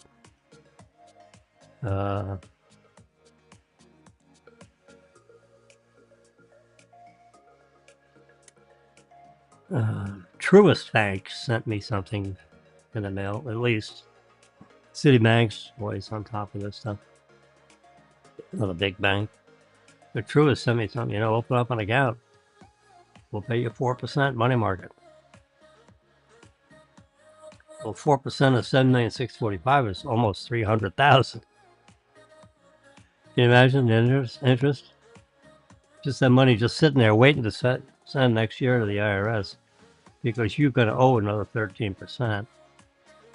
Likely, unless you're already a billionaire, maybe you can shelter that somehow. But if you're just a regular schlemiel like me, I'll have to pay that. Now, with these large numbers, I don't know what the deal is with the IRS with you. Intuitively, if you owe more tax, you pay it in April with your filing of April 15th. You don't have to file on January 1st. And you can't file today for next year. You can only file for this year, for last year. Right? They're always a year behind in a sense. Except they got that 14 million. Now here's something. Now this is just a comment. I'm not giving investment advice. But if you live in New York, New Jersey, what do you call it, Massachusetts, you may want to consider moving to Florida, Tennessee, or Texas, because we don't have any income tax on lottery winnings. How would you like to pay another 13%, another $7.5 million out of that 37 million? So you only end up with like 29 million something. And that's what happened. But if you go rent a place in Florida, Tennessee, or Texas, and move to Florida, Tennessee, or Texas, you'll save yourself $7.6 million. It's a lot of money. I don't know what's going on in New York, New Jersey, or Massachusetts, but you can afford a second home. You make the second home your first home. You got to spend 185 days in Florida in order to count Florida as your primary residence. You can still keep your place in New Jersey, Massachusetts, New York, or wherever. So if you live in an area that has a state income tax on lottery winnings, there's no state income tax in Florida, but there is a state income tax in some of these other states. The blue states, as they call them. Illinois, California. Yeah, there's another 13.5%. Boom, $8 million comes right out of that 37 million. So you only end up with 29 million. But yeah, there are a lot of people that have moved into Florida saying, you know what, I make a lot of money, and I'm not giving it to the state of New York. So that's what they call you vote with your legs, meaning you move. You literally just take off. Sean Hannity, the Fox News guy, has the 9 o'clock hour, I think, on Fox News Channel. He's a little too right for Jimmy, but he has made a lot of money. And he moved. He was a New York resident. A couple of years ago, he moved right to Palm Beach. In Manalapan, they call it Manala. It's just a very wealthy area just south of Mar-a-Lago, which is the southern tip of the island of Palm Beach. It's the entire southern tip. This is the one where the New York judge says it's worth 18 million. You kidding me? The patio is worth 18 million. It's all gold plated. Yeah, I mean, these liberal judges are just freaking terrible. Oh, God. Well, that Letitia, whatever her name was, and the judge had found Trump guilty of nothing. Yeah. They said he was guilty of inflating the values of his assets on his personal financial statement. Give me a break. And they said, Mar-a-Lago is only worth 18 million bucks or 17 million dollars. They got a $20 million chandelier in the damn thing. That was C.W. Post estate, built in 1905 or something. And when Meriwether Post, I think that was her name, when she passed away, she didn't have any relatives. Yeah, she never had any kids, and you know, she was an old lady. Everyone else is already dead in her family, so she had no one to give anything. This beautiful estate and all its contents, and my God, the tiles. You just crack the tiles off that sucker, you probably got $1 million worth of tiles, because they're all hand painted from in the 18th, 19th century.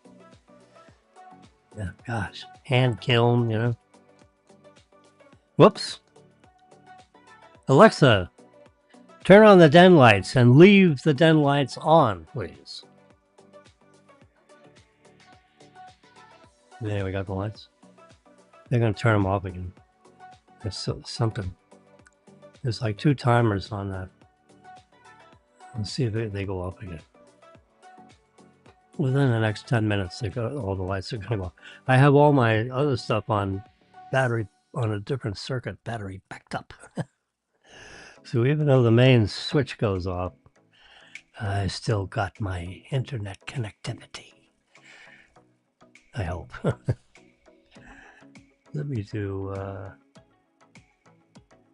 let's just do, what do you call it? Yeah. I get the ping. 21 milliseconds for the ping, which is good.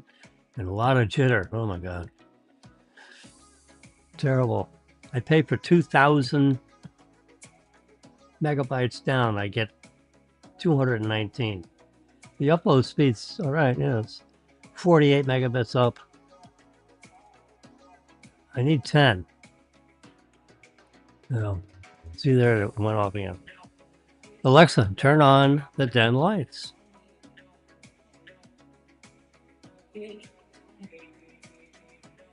See, 101, turn off again. It just does it twice. I think maybe at 2 o'clock, it may try again at 2 o'clock. I think it does.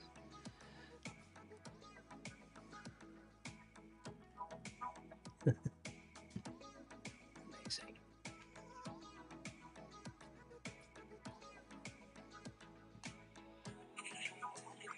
This is my 20-ounce polished stainless steel, double walled with a vacuum. I have a Diet Coke in here.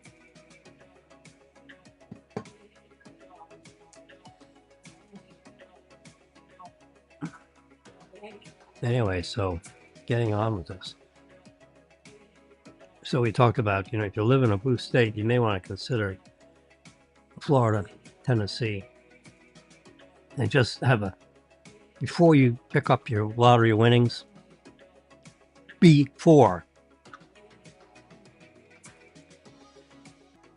you have already received your prize, you may be subject to a state income tax. In California, you get another 13.5% away. There's another 7 million, got 37 million, 7, yeah. You only got 29 million instead of 37 million. So when something like this hits you, you may get, so you know what, darling, I think it's time for us to MOVE. They got nice people in Florida all over the place. Half our friends have moved there. In California, a lot of them moved to Texas.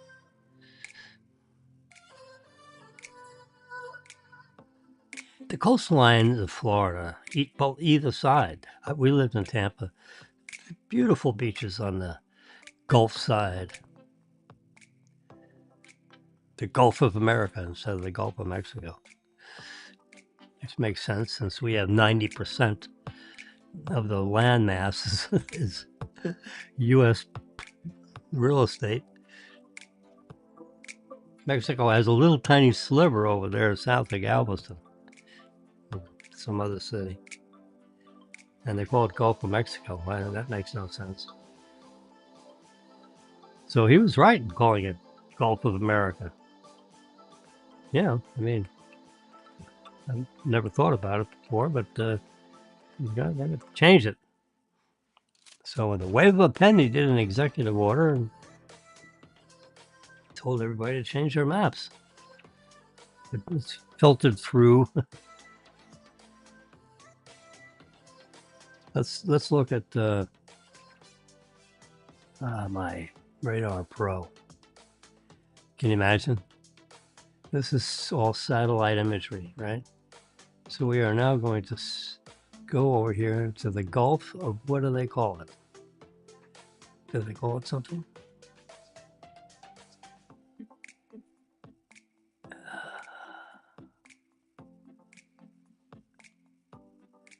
I see Pensacola. I see all this stuff.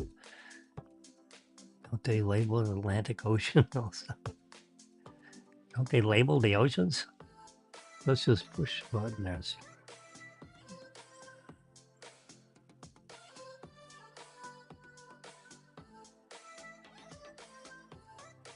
This is actual imagery. These are actually the winds. Let's there we go. Let me see Florida. I see Houston. The reason why we're here is we're trying to determine if the mapping systems that are used in this high definition radar, have they picked up the new name of that Gulf? That big body of water between Fort Myers and San Fernando.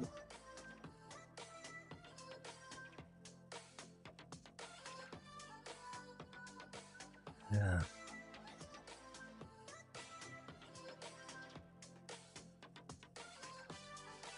There we go. Yeah. That's Cancun. I don't actually see a name there. Huh? I see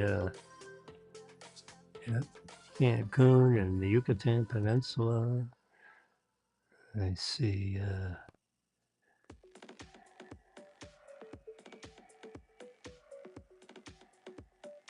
Tamaulipas.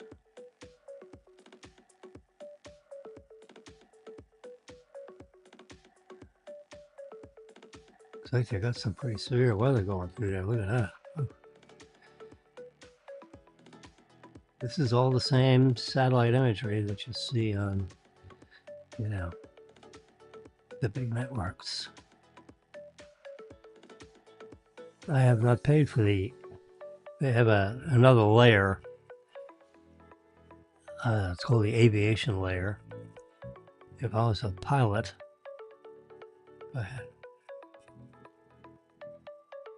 I know how to pilot a Piper Cub. I had flight lessons. I never did actually get I don't know why I didn't get a license. I mean, it was not my roommate. It was the kid that lived across the hall from me. Now, we're like all in our early 20s. And he opens up his mail and he pulls out, he says, "Jimmy, look what I got." I said, "What do you got?" He said, "I am now a flight instructor, a pilot. You know, like I teach people how to become a pilot." He says, "You want to be my first student?" I said, "Hell yeah." He said, "I got a plane. It's over in this airport near the college." He says, "The only thing it'll cost you is you split the tank of gasoline. It's about, it takes about $25 worth of gas, so it costs you $12.50. And we can go up and fly around, and I'll teach you how to fly an airplane. It's really quite simple. I just got my pilot's license, instructor license." I'll be damned. So I did it 8 or 10 times with him. But I should have said, hey, let's formalize this. Let's make it so I get a pilot's license out of this, right? I mean, that way I'm your first student, you know. What do we got to do? How does this work? I never took it to that step. I was so excited about flying an airplane. I never thought about having him actually certify me. I'm not too sure I had enough. You know, by the time he got it, I don't know if we had enough time in the semester or what his whether we were graduating right away. I don't know what it is.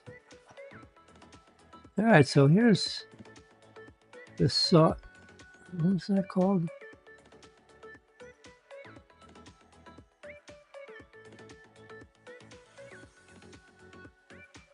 SAR something C.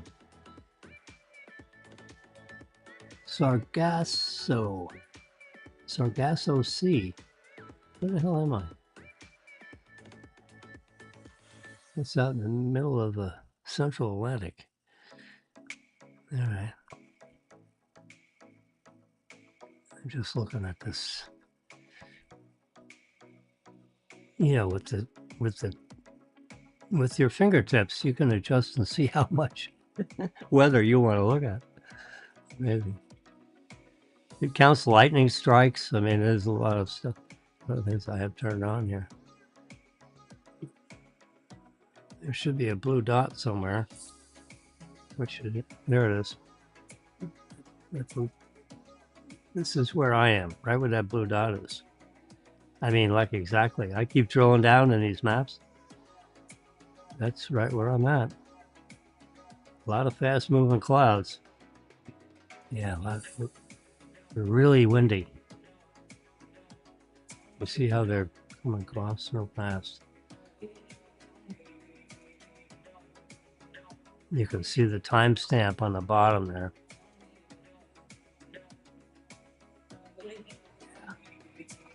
Power outage in Broward County. We got some, of course, these high winds.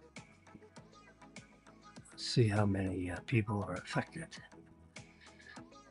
Oh, just 200.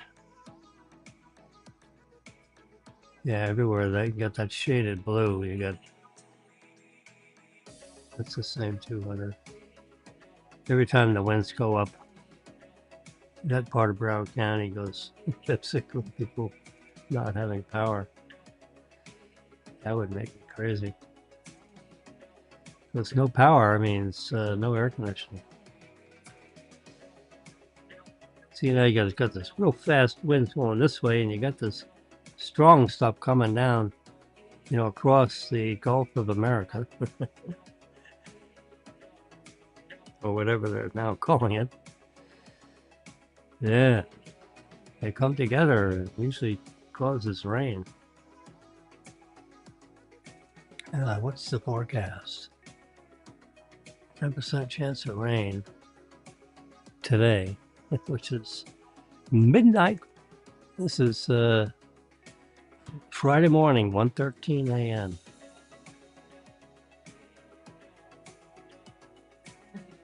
Anyway, I learned how to fly in there. So if somehow or other we were flying a commercial flight, and it says, anybody back here a pilot? I'd raise my hand. I'd say, no, but I got some friends that own airplanes, and I've been behind the wheel, so I could probably be talked down by a tower. You know, I just...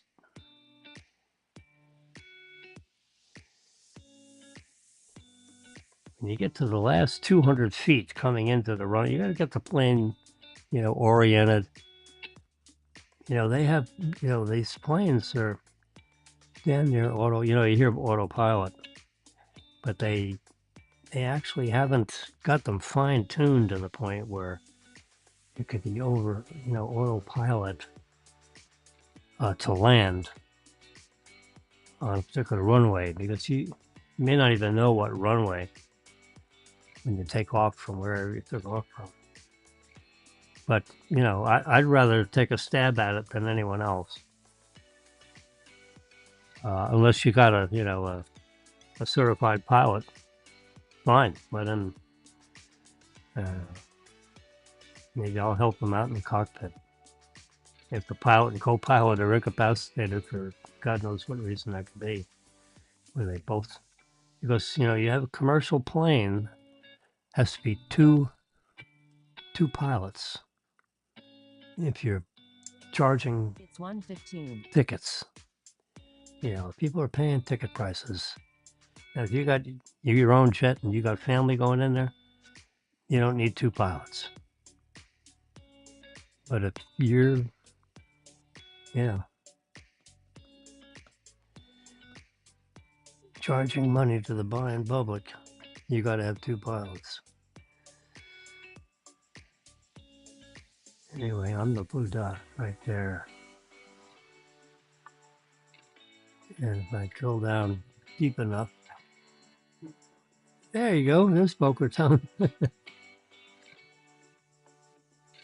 Yeah. Look at all that weather coming in. Woo.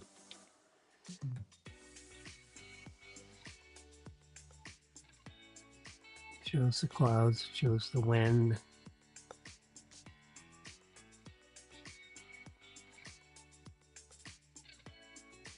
We're a couple months early for hurricanes, so hurricane season is not here yet.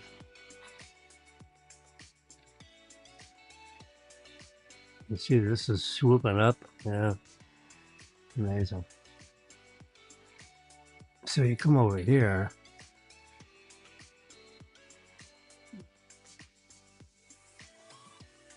Come off the coast of Africa. This is where the hurricane stuff emanates from. Right over there.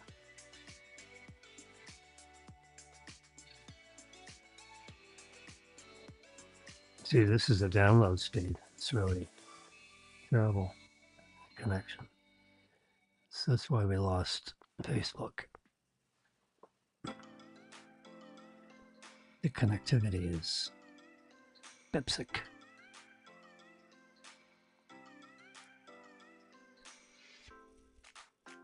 See, it says down there on the bottom, loading.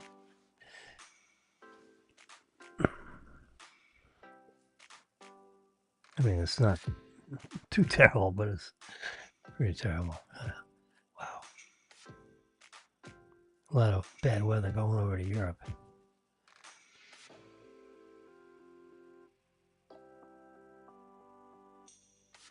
Look at all that weather. Wow.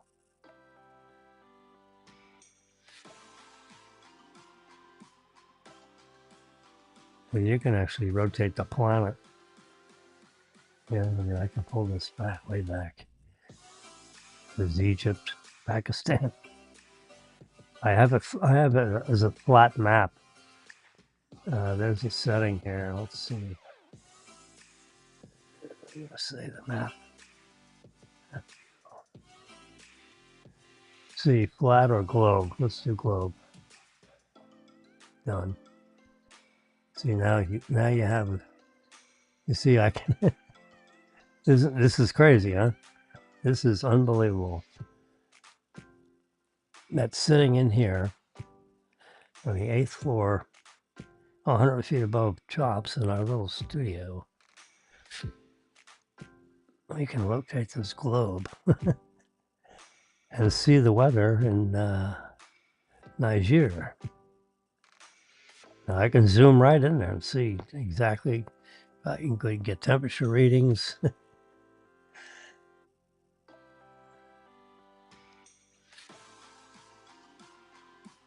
Cameroon. We go southern hemisphere. Yeah.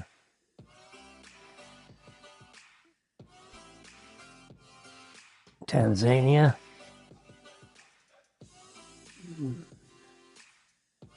Kenya.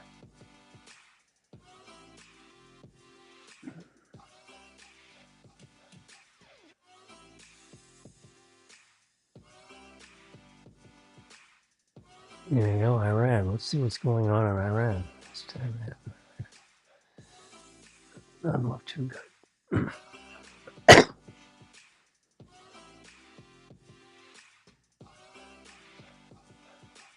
That's where they're supposed to be. People are coming from meetings from the. This is all the. Whatever senior people is left in Iran. They're around Tehran. The Ayatollahs. These religious fanatics that causing this trouble in that part of the world. And Trump has decided these people cannot have a nuclear weapon. So he pretty much neutralized that. But someone was bragging, we have 900 kilograms of 60% refined uranium. You got to get to 90% for it to be bomb grade material. So, 900 kilograms is, like 8 pounds, 9 pounds, right? A kilogram, 1,000 grams. Hey Siri, 900 kilograms is how many pounds? It's 1,984.16 pounds. Oh, 1,000 pounds, 2,000 pounds. Thank you very much. Well, that was an order of magnitude wrong. What's the matter with my brain? Yeah, that was good. A little tied up with this Tanzanian stuff here. Yeah, there you go. 1,900 pounds. That's half the size of a car. A car is 4,000 pounds, right? So 900 kilograms is 2,000 pounds. It's uranium, so it's like gold. So it's very heavy material. It's like lead, very, very heavy stuff. It's not like aluminum, which is very light. And uranium is very heavy. It's a heavy metal. 60% refined product is with, you need protective gear or else you get radiation sickness and die. 60% refined product is deadly. They make a Geiger counter go berserk.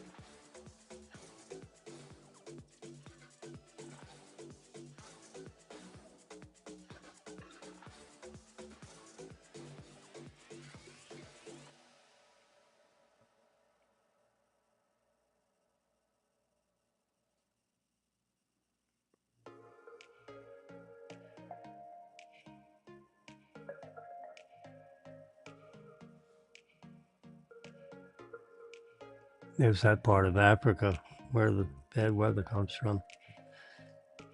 Yeah. Right there. Which way is that going?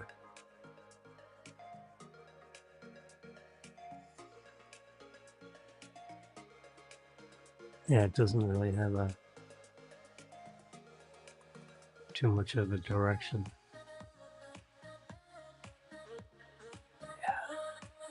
Takes a while for all these maps to download into the system here.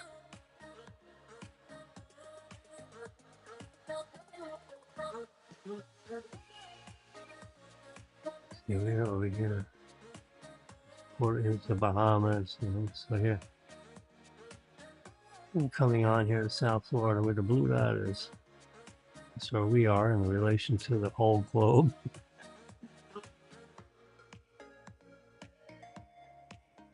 Yeah.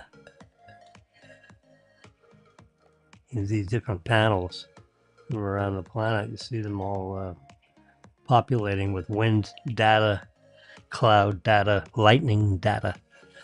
Every lightning strike is counted. Yeah. So you see all the stuff around Atlanta? There's a lot of lightning right up in here. If I zoomed in properly. They're playing golf in South Carolina.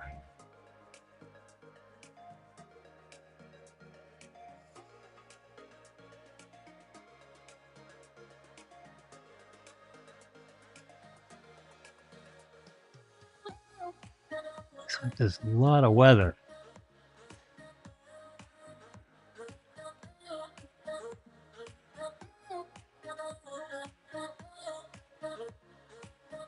My crosshair is right there.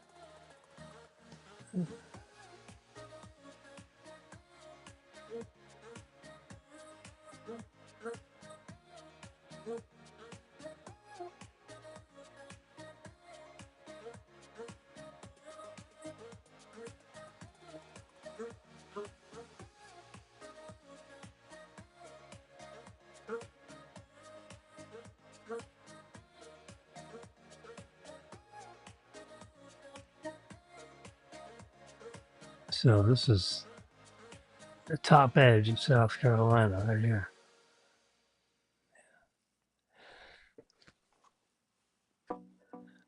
Just seeing what kind of weather our golfers have, or PGA is a tournament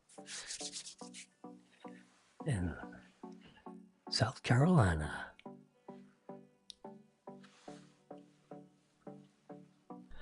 All right. I think I've had enough. Think you've had enough. So tomorrow's going to be a late night broadcast for the Mega Millions. Since I've told myself exactly what I have to do when I win, let me tell you, there's 290 million reasons why that's not going to happen. Because the winning odds to get all those numbers right and the correct Powerball, the winning odds is 290 million to 1. It's actually over. It's like 294 million to 1 or something. It's you have a better chance of getting hit by lightning than winning that number. That's why it's rolled over 8 times. And the one I showed you before, the grand prize of 533 million.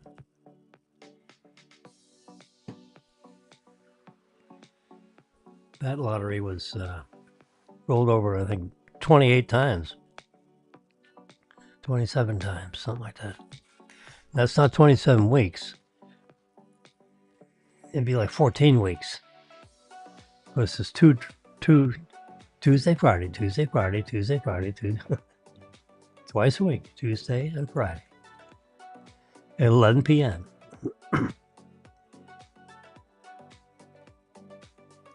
So if it rolled over 28 times, that'd be 14 weeks. We're going into 8 times, so that's 4 weeks. So from mid-March to mid-April, got about a month without a winner.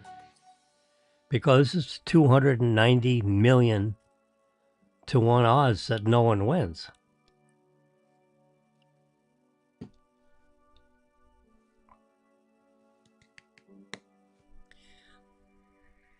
And if the numbers are all high numbers, the odds are even worse.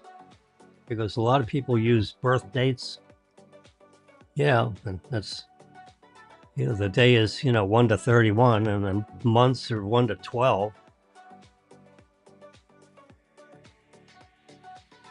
So you get some of the 60s, the 40s, 50s, and 60s with the last, 2 years of the year. But a lot of the other numbers, if they're all high numbers, then all those birthdays go out the window.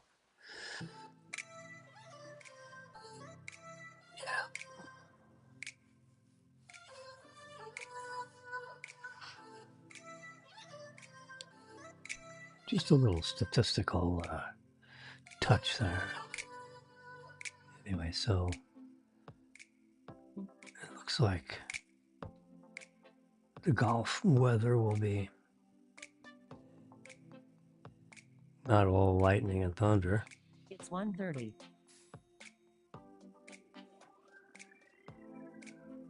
Let's just get a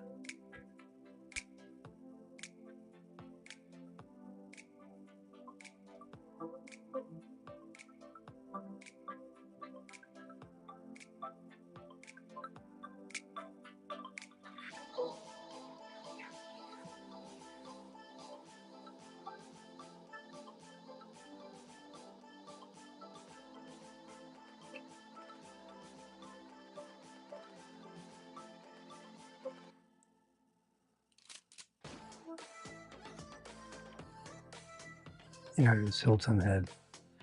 This is what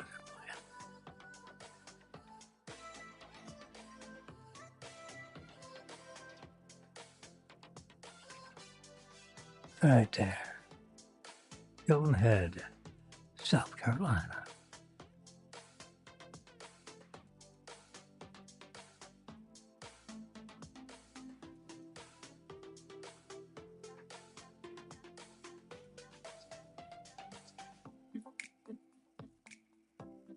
Chance of rain is 0. That's pretty good. Saturday, partly cloudy. Sunday, partly cloudy.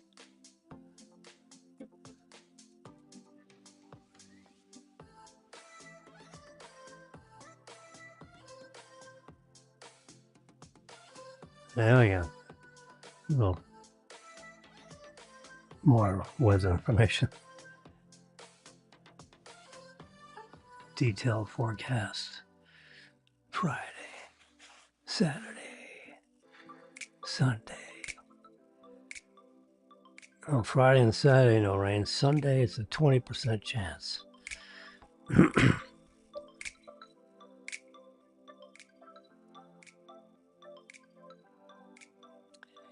Well, rain is not it's the lightning. So it can be raining and they still play. But lightning within like 12 miles of where they're playing, they got to clear the course.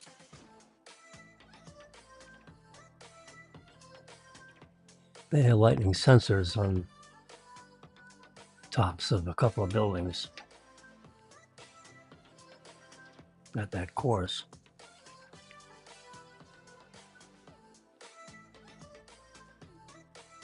I mean, some of those big old pine trees, they got lightning rods up in the trees to protect, because a pine tree has a big tap root, which is a root that goes straight down instead of going wide like a ficus tree. So pine trees are like, targets for lightning to hit. You don't want to get out of the weather by standing under a pine tree, because the lightning will go all the way down that pine tree and jump up and go through you, because you're a better conductor of electricity than the bark of the pine tree. So you want to get away from pine trees. It's better you stand out in the middle of the golf course than stand under a pine tree. No, do not do that.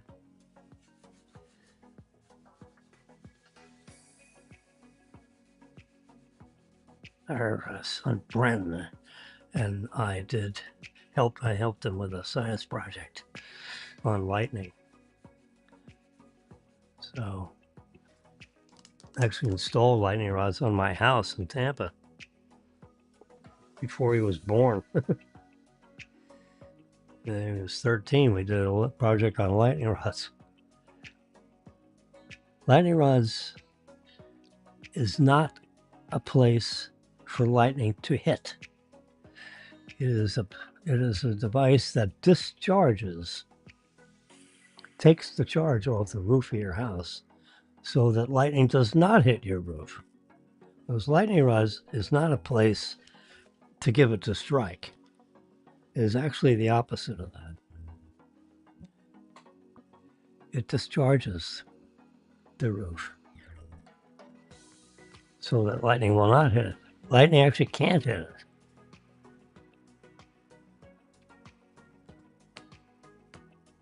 The only lightning rod that gets struck is a lightning rod that is not properly grounded.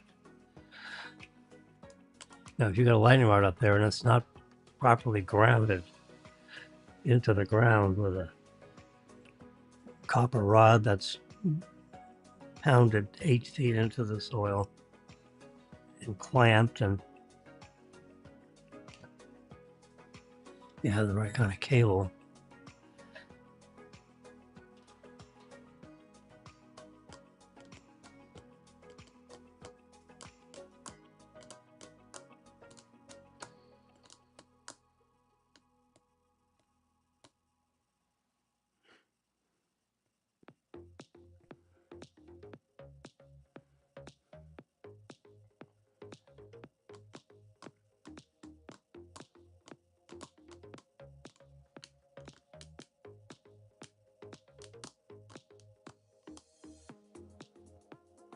all right. Well, on that happy note,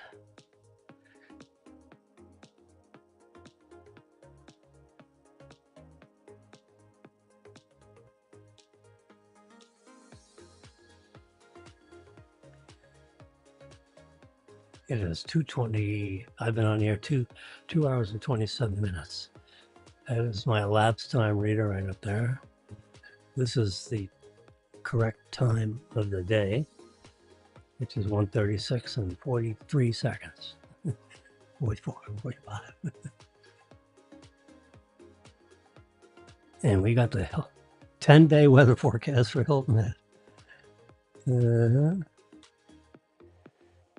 Temperature 65 to 80 something.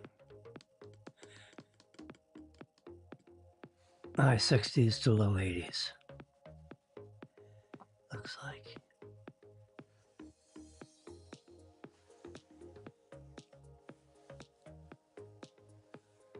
All right. Precipitation unlikely.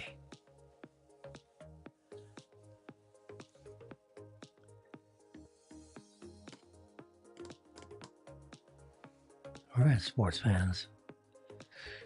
We'll see you in 24 hours because we'll have a late night Mega Millions.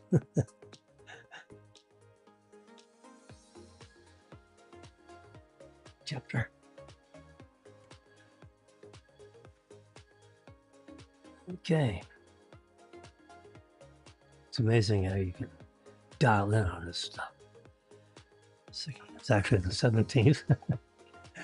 And of course, the international date line. Just kidding. Here we are. Late night Mega Millions. Mega late night episode. 591 episodes. You see that right there?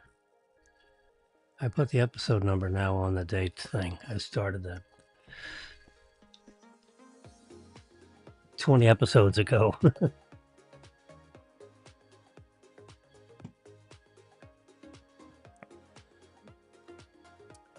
All right, sports fans.